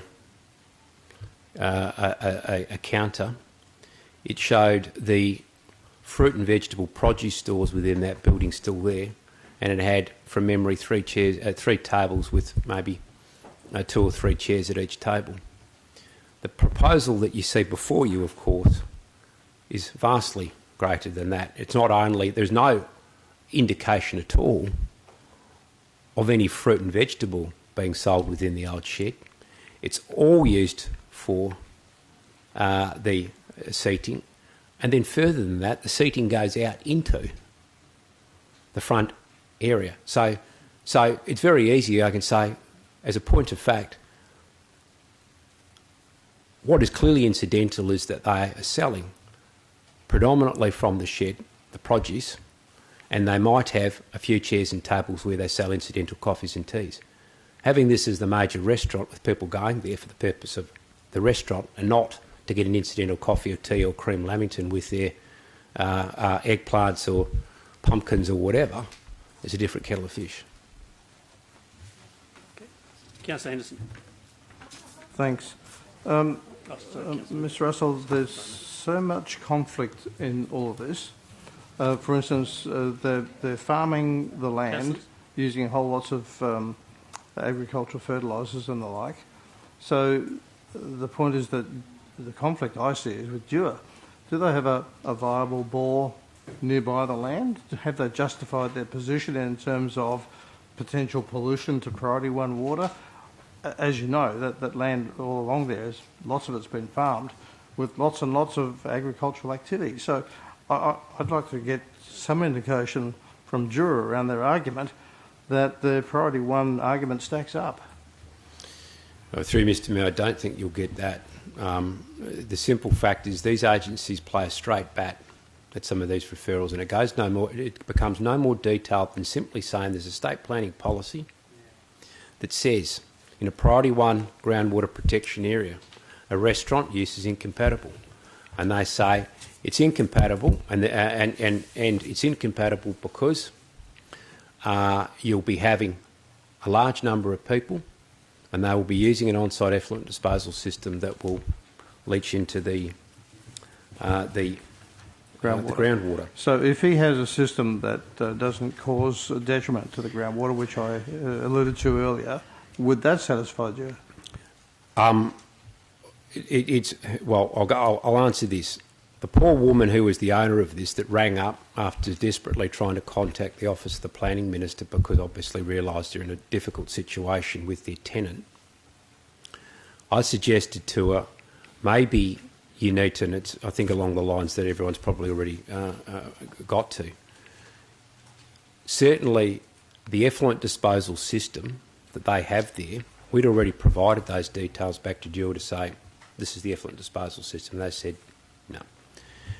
Maybe if they got a U-Butte system that they could say the technical specs of which means there is no effluent draining into the groundwater, they might be able to satisfy the Dewar. What I would say on that is that there is recent SAT case evidence that councillors may be familiar with when we dealt with the place of worship up there in Lakeview. Thank you, Mr Mayor, councillors. Yes, Lakeview. We rejected that because that was also a Priority 1 groundwater area, and they were proposing originally on site. Then they went one better and said, we'll do retic sewer. Now, when we put that back to our friends at Dewar to think, well, okay, it's retic sewer, nothing's draining into the groundwater, their response was, well, what if the pipe breaks? So that was their response. And now, to be fair, the position of the council was we played a straight bat too. We said, no, if there's a risk, and they're saying there's a risk of pollution, it's not consistent. They took that off to the SAT, and you might say the SAT exercised some reasonable decision-making prowess where they said, well, they're quite happy that the risks are mitigated if it's retic sewer. So the reason why, if you forgive me for making that comparison, Mr Mayor, is if the question is if they were able to demonstrate that they could have not a retic sewer system or connection, but a U-Butte system that had the same effect as a sewer system of ensuring there is no drainage of effluent into the groundwater, they might put themselves in the same sphere as the Lakeview proponents got with the SAT to say there is no risk. If there's no risk, it's fine. And I alluded to the owner when she rang me, maybe as a way out, and I know that this question's already put, I think you might have put that, Councillor Henderson, to the proponents, maybe if they go away and can advance, a system that can basically certify to say there'll be no pollution leaching into the groundwater, there might be reasonable scope to exercise discretionary judgment to say, well, we can approve it, whether that's by the council or by others. But I suppose in this instance, we haven't got that in front of us at this point. So we've got a system that's operating as a standard septic, and rather than just have the incidental 1 or 2 or 3 people that might come in while they're buying their fruit and veg and hang around for a coffee and a Lamington, you've got a full-blown restaurant, which is a different standard again. Councillor Lucas. Sorry, Councillor Henderson. Sorry, when you're done with this, can I step back one? Oh, yeah, we'll be going through a heat. Councillor Lucas. Thanks, Phil. I had similar concerns because of the conflicting information given by the deputation and what I was reading in the report. Do you know if DEWA made a recommendation back in 2014? Yes, they also said no. And that was for seeking approval for no more than 20 people. And now we've heard the application is for 100 people, a 5-time increase with car parking. So my question really goes to the crux of, has there been any upgrade to the effluent system that they put in or had in 2014 to deal with 20 people? Is it still the same system that they want to deal with 5 times the people? And I assume that their selling of their produce won't go to the hours they're looking for of operating the restaurant till Friday and Saturdays between 10 in the morning and midnight, and to 6 p.m. and 9 p.m. during the weekends and during the week. So I just have trouble accepting that if DEWA said no to 20 on-site customers back in 2014, I've got concerns because I'm also aware of the groundwater issues, and it was the same with the Al Faqad, I think it was, Muslim community who wanted to build a place of worship on Lake Farm Retreat. Yes, yes. And they got the same answer from DEWA, even though they appealed to the SAT, and that might be coming back to council. So I'm glad you've clarified those, because, as I said, I had conflicting information, and I do have empathy for the current owner, and they may have been misled by the previous owner. Thank you. Phil, correct me if I'm wrong. Feel free to do so. When this came back in 2014, I vaguely recall a recommendation from yourself was a refusal of council overturn that decision. I recall. I'm not about to be able to correct you, Mr. Mayor, because I don't quite. I can check. What I do recall is that a group of us went out on site, and to meet the applicants. And I do recall that what had happened is they'd applied for a restaurant, and it went off to DEWA, and DEWA just said it's a restaurant. They're not looking at whether it's 1 or 20 or 200. They just see restaurant, reference against the state planning policy, not acceptable, we don't like it. We went out there, and it actually, in that, thinking about it, I don't believe it came to council, but I could be wrong, because at the end of the day what happened is that they withdrew the application, or we cancelled it, because we said you don't require approval because you're not a restaurant, because what you're doing is not the predominant use of the land. The predominant use of the land remains the agricultural intensive, and then as an ancillary incidental use you've got a produce shop, and then in the produce store or shop you've got a minor component selling refreshments and light bits and pieces. So I don't actually think it ever came to council, but I can check on that, Mr. Mayor. But I know at the end of the day, the application subsequently, I don't believe it came to council, because if they'd had a decision and their decision was a refusal, we would have had a refusal. I just recall council arguing and approving it, but Councillor Podolnik. Look, just a quick one. I think we've established that they are operating well beyond what they've got approval for. So, but I haven't heard you say what the city has done to address that. You've acknowledged it a number of times, but it's never been addressed. Can you tell us a bit more about addressing it? Well, through Mr Mayor, look, of course, and it's a topical issue. The way the City of Swan has always operated has been that we deal with complaints of alleged breaches when they come in. And where we get a complaint from an individual, we'll investigate it and take action. What that often means, and it's simply the pragmatic nature of the city, as we know, because we're so large and diverse, there is not always possible, certainly not with the resources that we have, to go out there and patrol and observe proactively for non-compliance. So whether we like it or not, and it operates as a retroactive situation where we respond to a complaint. Now, the thing around this premises is that there's no records of any complaints from anyone or allegations of it being in breach. So going back to what I was saying earlier, it's come to a head here and they've lodged this application again simply because they can't get the liquor licence. So the question remains around this. So the short answer is we haven't taken any compliance action with them because it's only come to the point of when they lodged this application for a restaurant to say, well, we're out there already. So that's the answer, I suppose, Mr Mayor. Okay, so just that I'm clear, you're saying that in essence there's going to be no compliance, although we're aware of it, unless someone actually complains, we'll just let people do what they want. Is that what you're saying? No.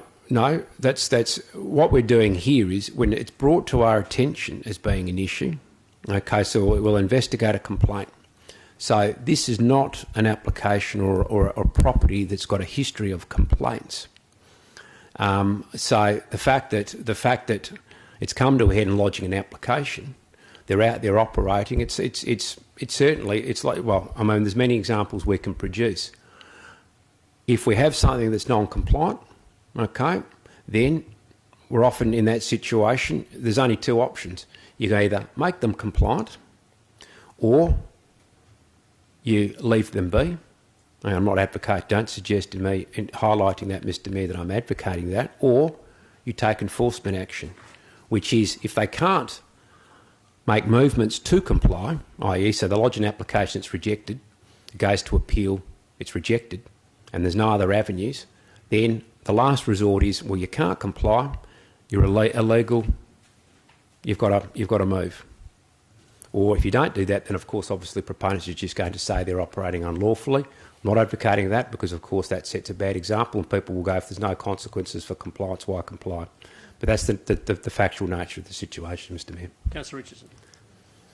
Thank you, Mr Mayor. I'm not sure, Mr Russell. I'm a bit unsure about Mr Selman spoke about the proponent's current situation and COVID and how well they were doing in business, that any extra incurrent costs would affect them, and yet they're applying for a liquor licence and expanding the restaurant to 100. So got this interesting situation where we're not looking at a simple Enviro system for 3 to 4 customers at a time. We're now going to 100. So then, but yet we've got them still trying to, expand this restaurant. So, through Mr Mayor, I'll say this: the tenant may not, whether or not the tenant can afford the system.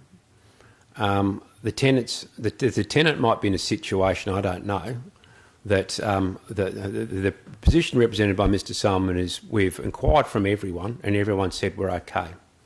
Now we've got something that we can't do and we've got a tenancy. And the bulk of the inquiries to date, understandably, have come from a very worried owner who's been inquiring, we're in a bit of a situation.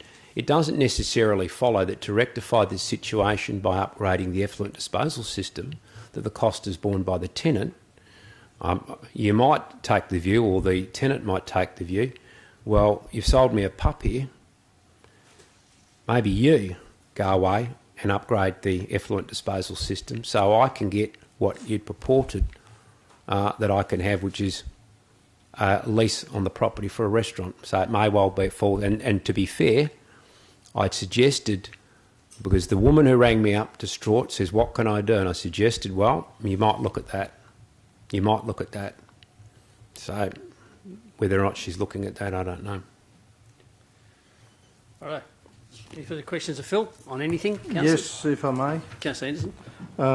We seem to have skipped over 4.3, maybe combined with 4.2. On page 130. Oh, sorry, yeah. Sorry. Yeah, well, hang on, John. No, wait. Councillor McNamara, with all due respect, presentations are listed here. 4.6 is one of them.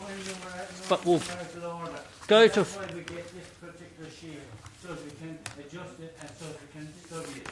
Have a look at the part that says presentations, Councillor. There is no 4.6. Any other items we'll go through after the presentation. Thank you. Councillor Henderson, you had a question of Phil? Yeah, thanks. Page 130, Phil. Under 1.2 of the recommendation... Which item are you talking about? On page 130, under number 1... Councillors, we're having trouble hearing Councillor Henderson up here. Under part 1.2 of the recommendation, it refers to at a density greater than provided by residential density of R20. That seems very open to me to become much more dense. Should there be some end point on that? Now, sorry, I missed it. No, I think Councillor Henderson wants to go back to 4.3 for some 4.3? Going backwards to Christmas. 4.3. 130. Recommendation.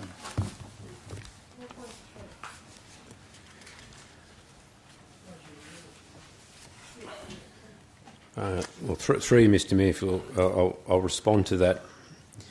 The purpose of part 1 of the resolution, you can see significantly its prefaced note. It's a note, and it's intended, I suppose, to provide a contextual background to 2. So all we're noting here that what this will do, what this amendment will do, is that the amendment is relevant to the structure plan, the Rosehill Water Structure Plan, which is the other item, and that what the amendment will do, if it comes into play, is that it will allow the Commission to approve subdivision at a density greater than R20, where currently in the scheme it's capped at R20. So we're noting here that that's the effect that the amendment will have in relation to the structure plan. If we didn't have that in there, then we could have the situation where council might go, okay, well, the staff have just said, here's the structure plan, we recommend it be amended, and then look at the amendment subsequently and go, oh, well, no, we don't want to initiate that for whatever reason. And then, of course, there is no consistency between the 2 recommendations. So we wanted to have that there so that the council, so that we're not remiss as staff in making it plain to the council that of the nature of the interrelationship between the amendment and the structure plan. And if you don't support the amendment, then you're not going to support the structure plan. Yeah, understood, Phil. Part 2, of course, gets into the detail. Again, same point. But the thing is, the proposal is to increase densities of the 2 undeveloped areas from R20 to R30.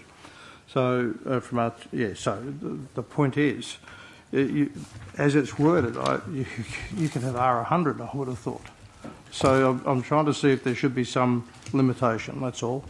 Or maybe you have that discussion with Phil now rather than getting debate. Thank you. I want to debate it. I just want to... I'll get the answer from Phil later. Thank you. There's no points of order here, Councillor, but what do you want? I understand there's no point of order. The issue is, you said to me, Mr Mayor, that when Phil Russell was actually using or speaking on 4.7, that we would return to 4.6. Here we are. That's the reason why I said you get your act together. Not because of this sheet. Well, Councillor, I'll ask you to retract that statement and I'll explain it to you again. Please say that, Mr Mayor. Councillor, presentations, finished, and we'll go back to the bulk of the agenda. So we will get to 4.6. No, Mr Mayor. Apologies for your misunderstanding. But No, I don't, Councillor. I think you misunderstand me. So can you allow me to get on with the meeting, please? I'm entitled to my discussion, Mr Mayor. If Mr Russell was discussing 4.7, which he was, Yeah. and I asked you to return to put up, and you said when you finished this. I said when we finish the presentation, we'll go to the rest of the items on the agenda. That's what we're doing right now. What you're saying now, Mr Mayor, but that's fine by But me. we can sit here all night and argue about it, or we can get on with it. We can argue all night if we like, but you're wrong. We can if you want, but I think most of us will be going home, and I'm right. Righto, councillors, are there any further questions of Mr Russell? Now, there was some questions from staff on further items. I think, Councillor Scanlon, you had one?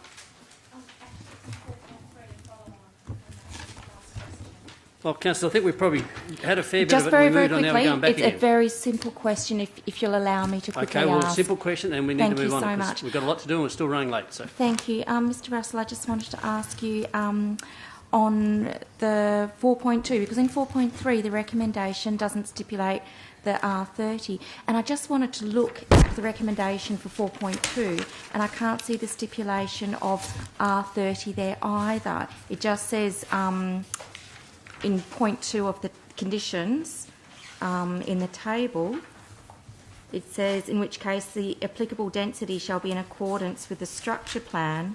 I can't see in the recommendation where it is. Could you point it out, please?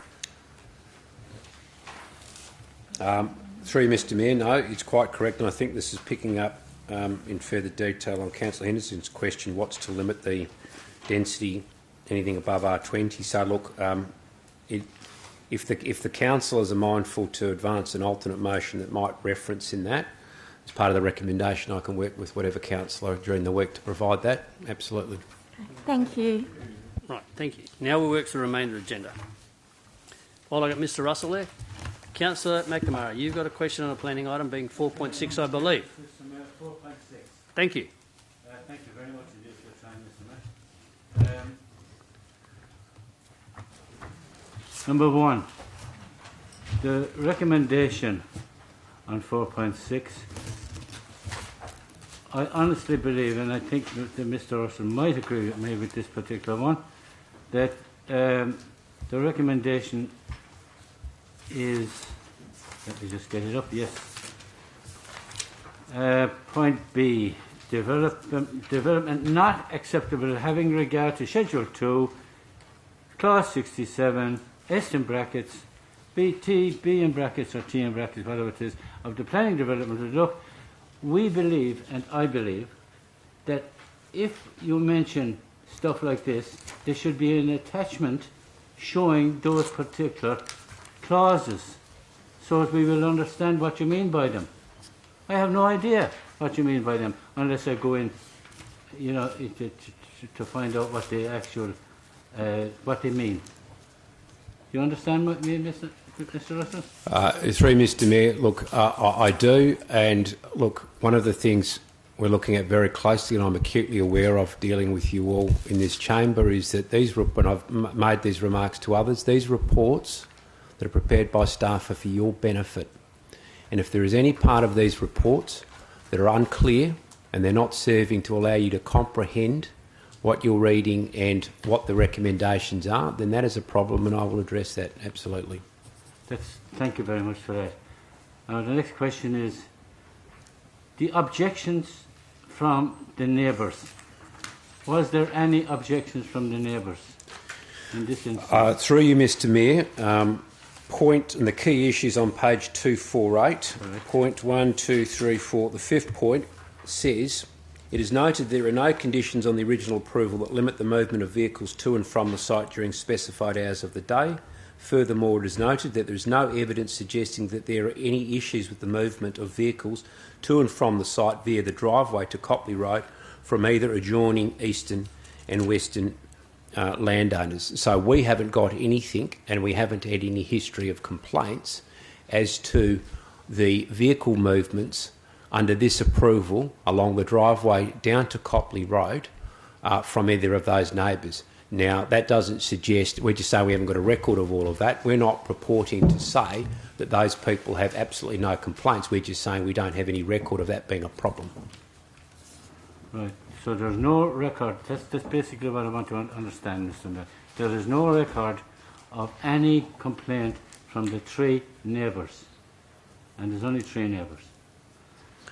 Neither is there a mention in the report that there is another crossover within 1 or 2 metres from this proposal onto Great Northern Highway.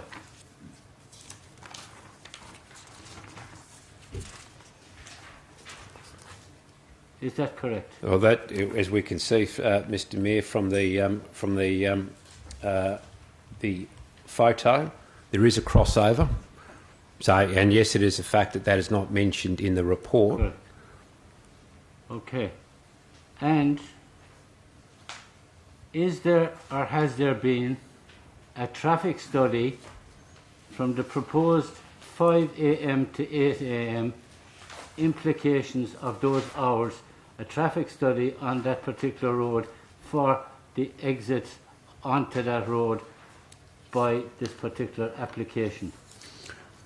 Mr. Mayor, through you, not from the proponent, hasn't provided any traffic study to say that it can be accommodated by having a crossover onto Great Northern Highway, no. Right, to achieve the result and the recommendation that the staff have recommended, has the staff done a study of this particular traffic?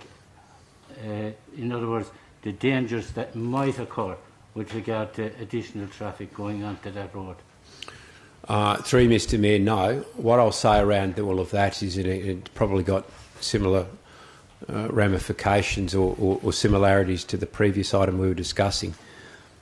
Main Roads have said no here, not necessarily because a single movement, morning or evening, by a truck directly from this property onto Great Northern Highway is a problem. It's a policy position. What Main Roads are saying is that this is a primary regional road, and wherever possible you should seek to minimise direct access. And unlike the property to the north that does have a crossover, which is the sole means of access for the property to the road network, this property very deliberately has a battle axe driveway connecting to a secondary road in Copley Road. So Main Road's policy position, and you might say they're standing on a piece of policy a bit like the effluent disposal system, not that 1 or 2 extra patrons using an on-site effluent disposal will make the world of difference to Dewar.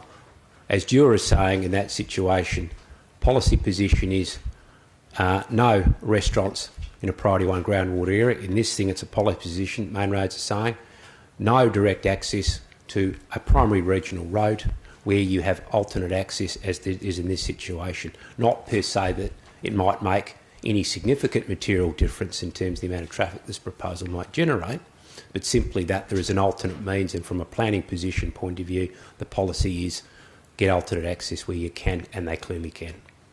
And second last, is it a legitimate reason to refuse a development because council made a decision prior to this to refuse on a certain ground?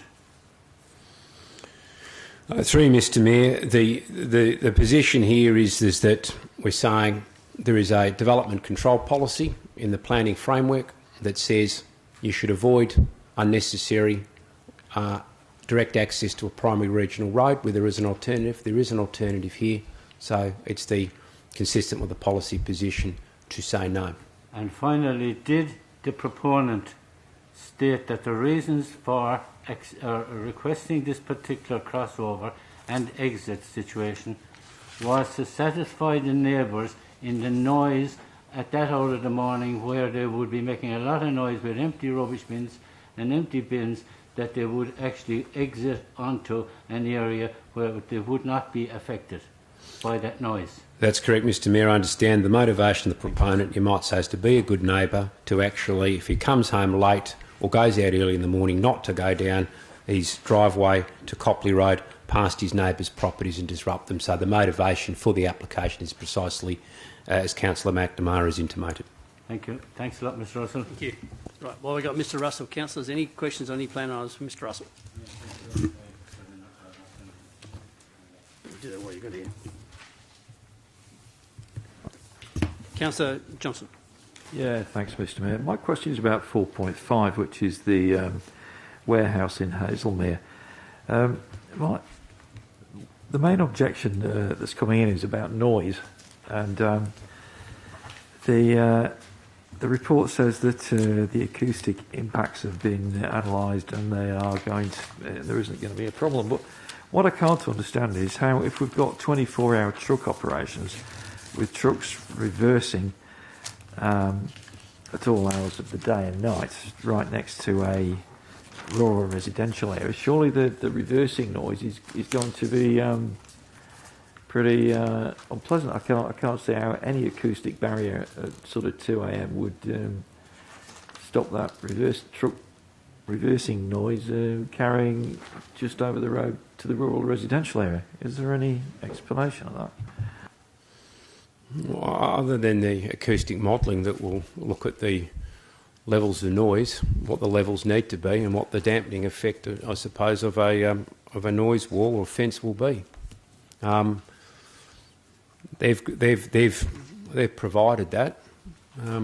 I suppose you might say, often with reversing beepers, in many instances, we've often maybe imposed conditions, or applicants have done this off their own bat if there is a disruption, to endeavour to disengage or change the nature of the reversing beeper so that it's less disruptive, irrespective of whether or not it might be complying with the noise regs. I wouldn't have thought you could do that on a truck. You couldn't change the reversing beeper. Yeah. Couldn't do that, I don't think. Okay, so, yeah, Mr. Mayor, just notify, I'll definitely be doing an alternate motion for this one, if no one else has jumped in already. Right. Councillors, anything further? Councillor Richardson. Okay, well, I'm just taking questions at this point in time, so I'll get back to withdrawals in a minute if we can. Any further questions of Phil? Thank you, Phil. Right, councillors, any further questions of any of the staff on items on the agenda? Councillor Richardson. Sorry, Councillor Catalano, yep. Yes, thanks. I've got three. I want to first just go to the Midland Oval one, and I've just got a couple of questions on that one. And my first question is, what scenarios out of those 4 scenarios on the business plan have we actually chosen? Well, 3, 4, whatever. I thought it was 4 actually, but what scenario have we actually chosen? Because someone actually asked me that this week. Thank you, Mr. Mayor. I've checked that today, and the council have not made a specific decision on any of those scenarios.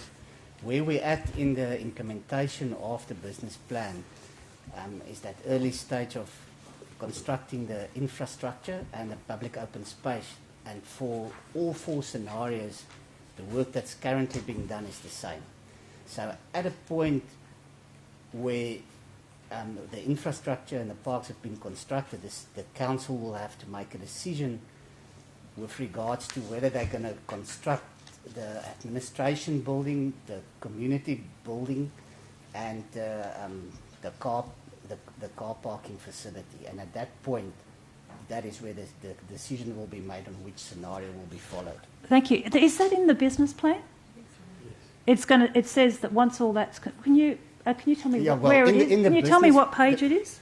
Well, the business plan in various instances indicate that further detailed design and work shall be done on those 3 properties before a decision is made. All right. Well, so the thing I'd like to know is, where in the business plan does it actually say that after the public works have been completed, that it's going to come back to council for a decision on the scenarios? That's what I want to know. I want the reference, I want the page and the paragraph number of the business plan, please.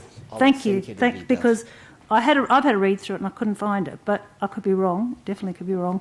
So if you could provide that for me, it'd be great. So, and the other one question I have on the Midland Oval is just, how can the city have lost money on the sale of Lot 4, that's the parcel 1, to date, when that land was owned by the City of Swan, well, I went and had a look on the Landgate, retrospective right back to the 50s, and it actually owned that land. So I just can't quite understand how the city has lost money on the sale of that lot to date. Yeah. Through you, Mr. Mayor. It's because the written down valuation of that parcel of land was more than the sale proceeds.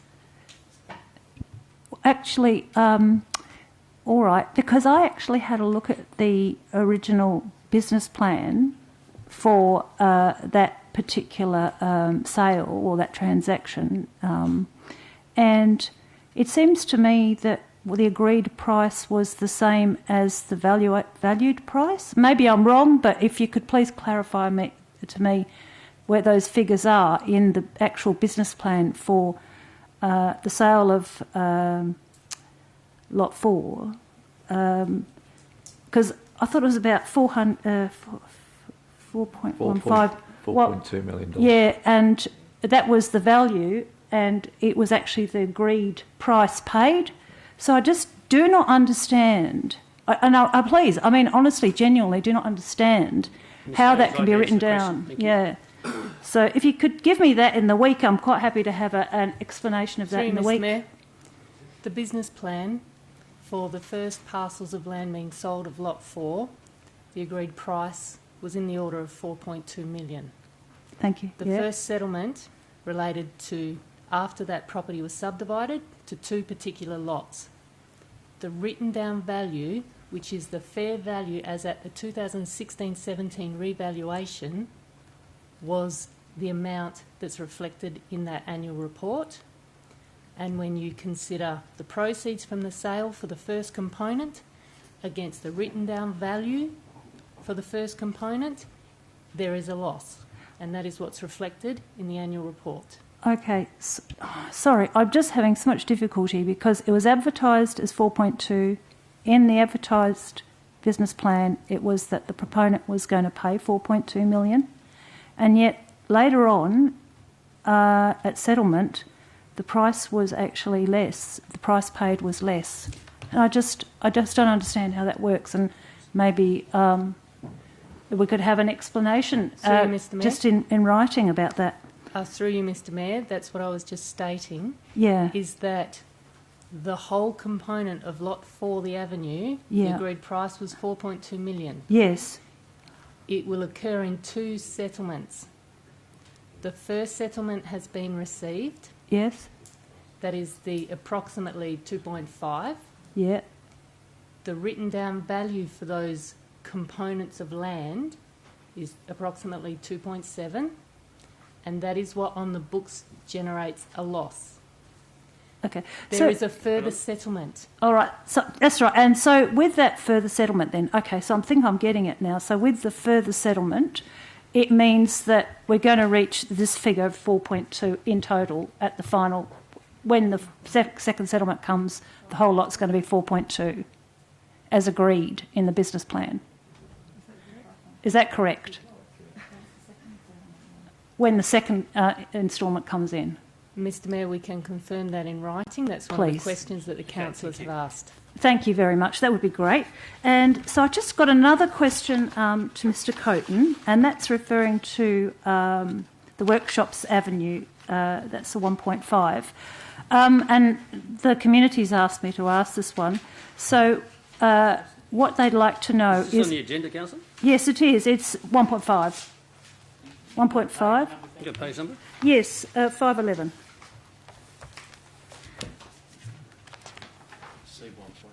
Yeah, sorry. Yeah, sorry, C1.5. So, question is, what state government approvals has the City of Swan actually obtained in relation to the proposed Midland workshops? This is the... Oh, okay. Well, this is to do with the Workshops Avenue. What state government approvals to date has the city obtained to the Workshops Avenue road? That, I believe, this toxic waste is going to be used on. That subject, this Councillor Johnson's motion is in relation to the land, and the proposal for Workshops Avenue is to the south of the land, though some of that material is across the alignment of it. Yes. The actual approvals, that's Council, when that item was before Council Workshops Avenue, Council resolved to defer it to a briefing session to provide all the information on the approvals that have been undertaken and required. So, and traffic modelling as well as on the playgrounds as well. That was all part of the agreement. So, there will be a briefing coming to Council in the future on that. So does that can I assume then from that at this point we don't have any state government approvals to either move or this toxic material onto, either onto as landfill for Workshops Avenue or for any other purpose? Is that can I assume then we don't have state government approvals to do that at this stage? There's no more material that the city is intending to move on there. There has been some that has been moved on from road reserves and things like that. Yeah, I know, but I mean to move it away from there onto either the adjacent area for Workshops Avenue or anywhere else that might be useful. No approvals to date. Yeah, the city is, the state government and the city has been involved in some discussions on finding some alternative sites for it, but nothing has been decided as yet. Okay, great. Thank you. Questions, councillors? Councillor Johnson, I think you had your hand up. Thanks, Mr. Mayor. Yeah, my question is about 3.1, the Kaleidoscope Initiative, proposed funding options. This one got raised at the budget workshop by yourself, Mr. Mayor, and I think the conclusion of the meeting was this ought to find its way into section C.1 as a council motion, but it's appeared in here. Why is that? Well, I'll actually go one better than that because I was actually surprised to see it because on my interpretation of the budget briefing, when we had it, it was going to come to a briefing of council. So my intention when I spoke to the CEO was to remove it from the agenda to a council briefing. So I must have missed that briefing. Did we have that? No, we haven't had a briefing, council. I'm saying to you, I said to you, I was surprised to see it on the agenda. My understanding was to the budget workshop that it was coming to a council briefing. I'm sorry, Mr. Mayor, I thought you were implying I didn't understand what was going on. It'll get deferred next week to a council briefing. Okay. Next question then is the bulk waste collection service. This is, as you know, a bit controversial in some sections of the community. One thing I learnt... 5.1. Oh, sorry, 5.1, bulk waste collection. This is basically to say carry on as we are. What I found through door knocking is that one part of my ward is asking, can they not have a tip pass to take their, and it's only one suburb, can they not have a tip pass to take their stuff to their waste to Red Hill? And that's a suburb that's Jane Brook that's right next door to Red Hill. So I'm just wondering, is that a feasible thing to do? At the time of doing the report, the original decision, there were a range of options that were considered. Tip passes could be provided. It's very expensive. So what would happen if you gave them all to the people in one suburb in Jane Brook, everyone in the other suburbs would end up subsidising them. The other issues with tip passes is not everybody has a trailer, not everybody can take things up there. So, yes, it could be done. Staff wouldn't recommend it be done for a suburb like well, that's a good answer. Because there are a lot of people who are asking for that because it's so near to the Red Hill's so near to their homes. The other question is that it's been brought to my attention by a few people. They say that when they book their bulk waste collection, they get told, "Oh, we're not doing your suburb now. We're doing your suburb in like 2 months' time. So can you wait till then?" So there's a sort of perception that the original system is still in place. Only you have to book to put your waste out during the month when your suburb is due for bulk waste collection. I mean, is that right? There has been an educational process. Now that it's been in place for a couple of years, it is generally better accepted. So the number of those that misunderstanding doesn't occur. But there's regular collections across different suburbs. So people will go online and they'll pick the next available date. And if it was 2 months would be a long wait. So sometimes in peak periods it has been higher, but what we've been doing as the system's progressing is being able to supplement the using contractors and things like that, and to increase the amount that that is collected on a particular pickup. So yeah, I don't know if that answers your question. Yeah, I think it does. Right, councillors, if there's no more, I'll run through the list. So far we have Councillor Johnson's withdrawn 4.5, Councillor McNamara 4.6, Councillor Podovnik, you've withdrawn a couple. So we'll just run through the list of councillors from the top.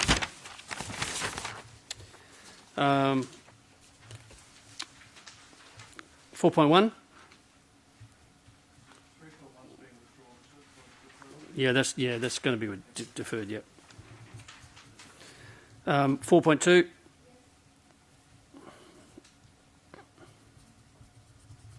4.3. You got any idea what you want to do with them?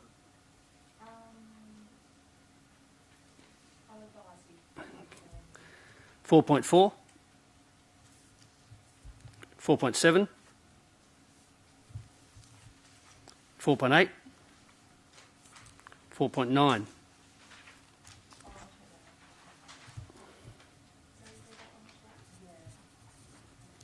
4.10. 4.11. 4.12. 5.1. Councillor Congleton. 5.2.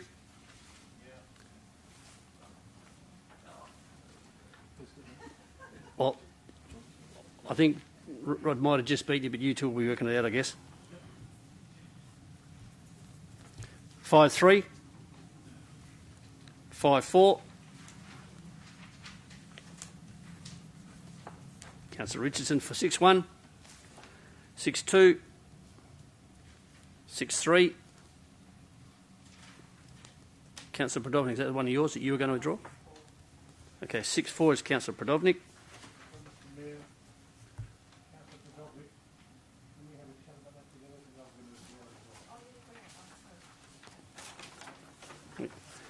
Uh, 7.1.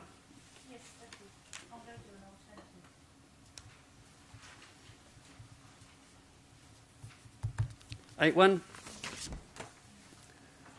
And the rest are the items, and then there's only the confidential items. C3.1, 3.2,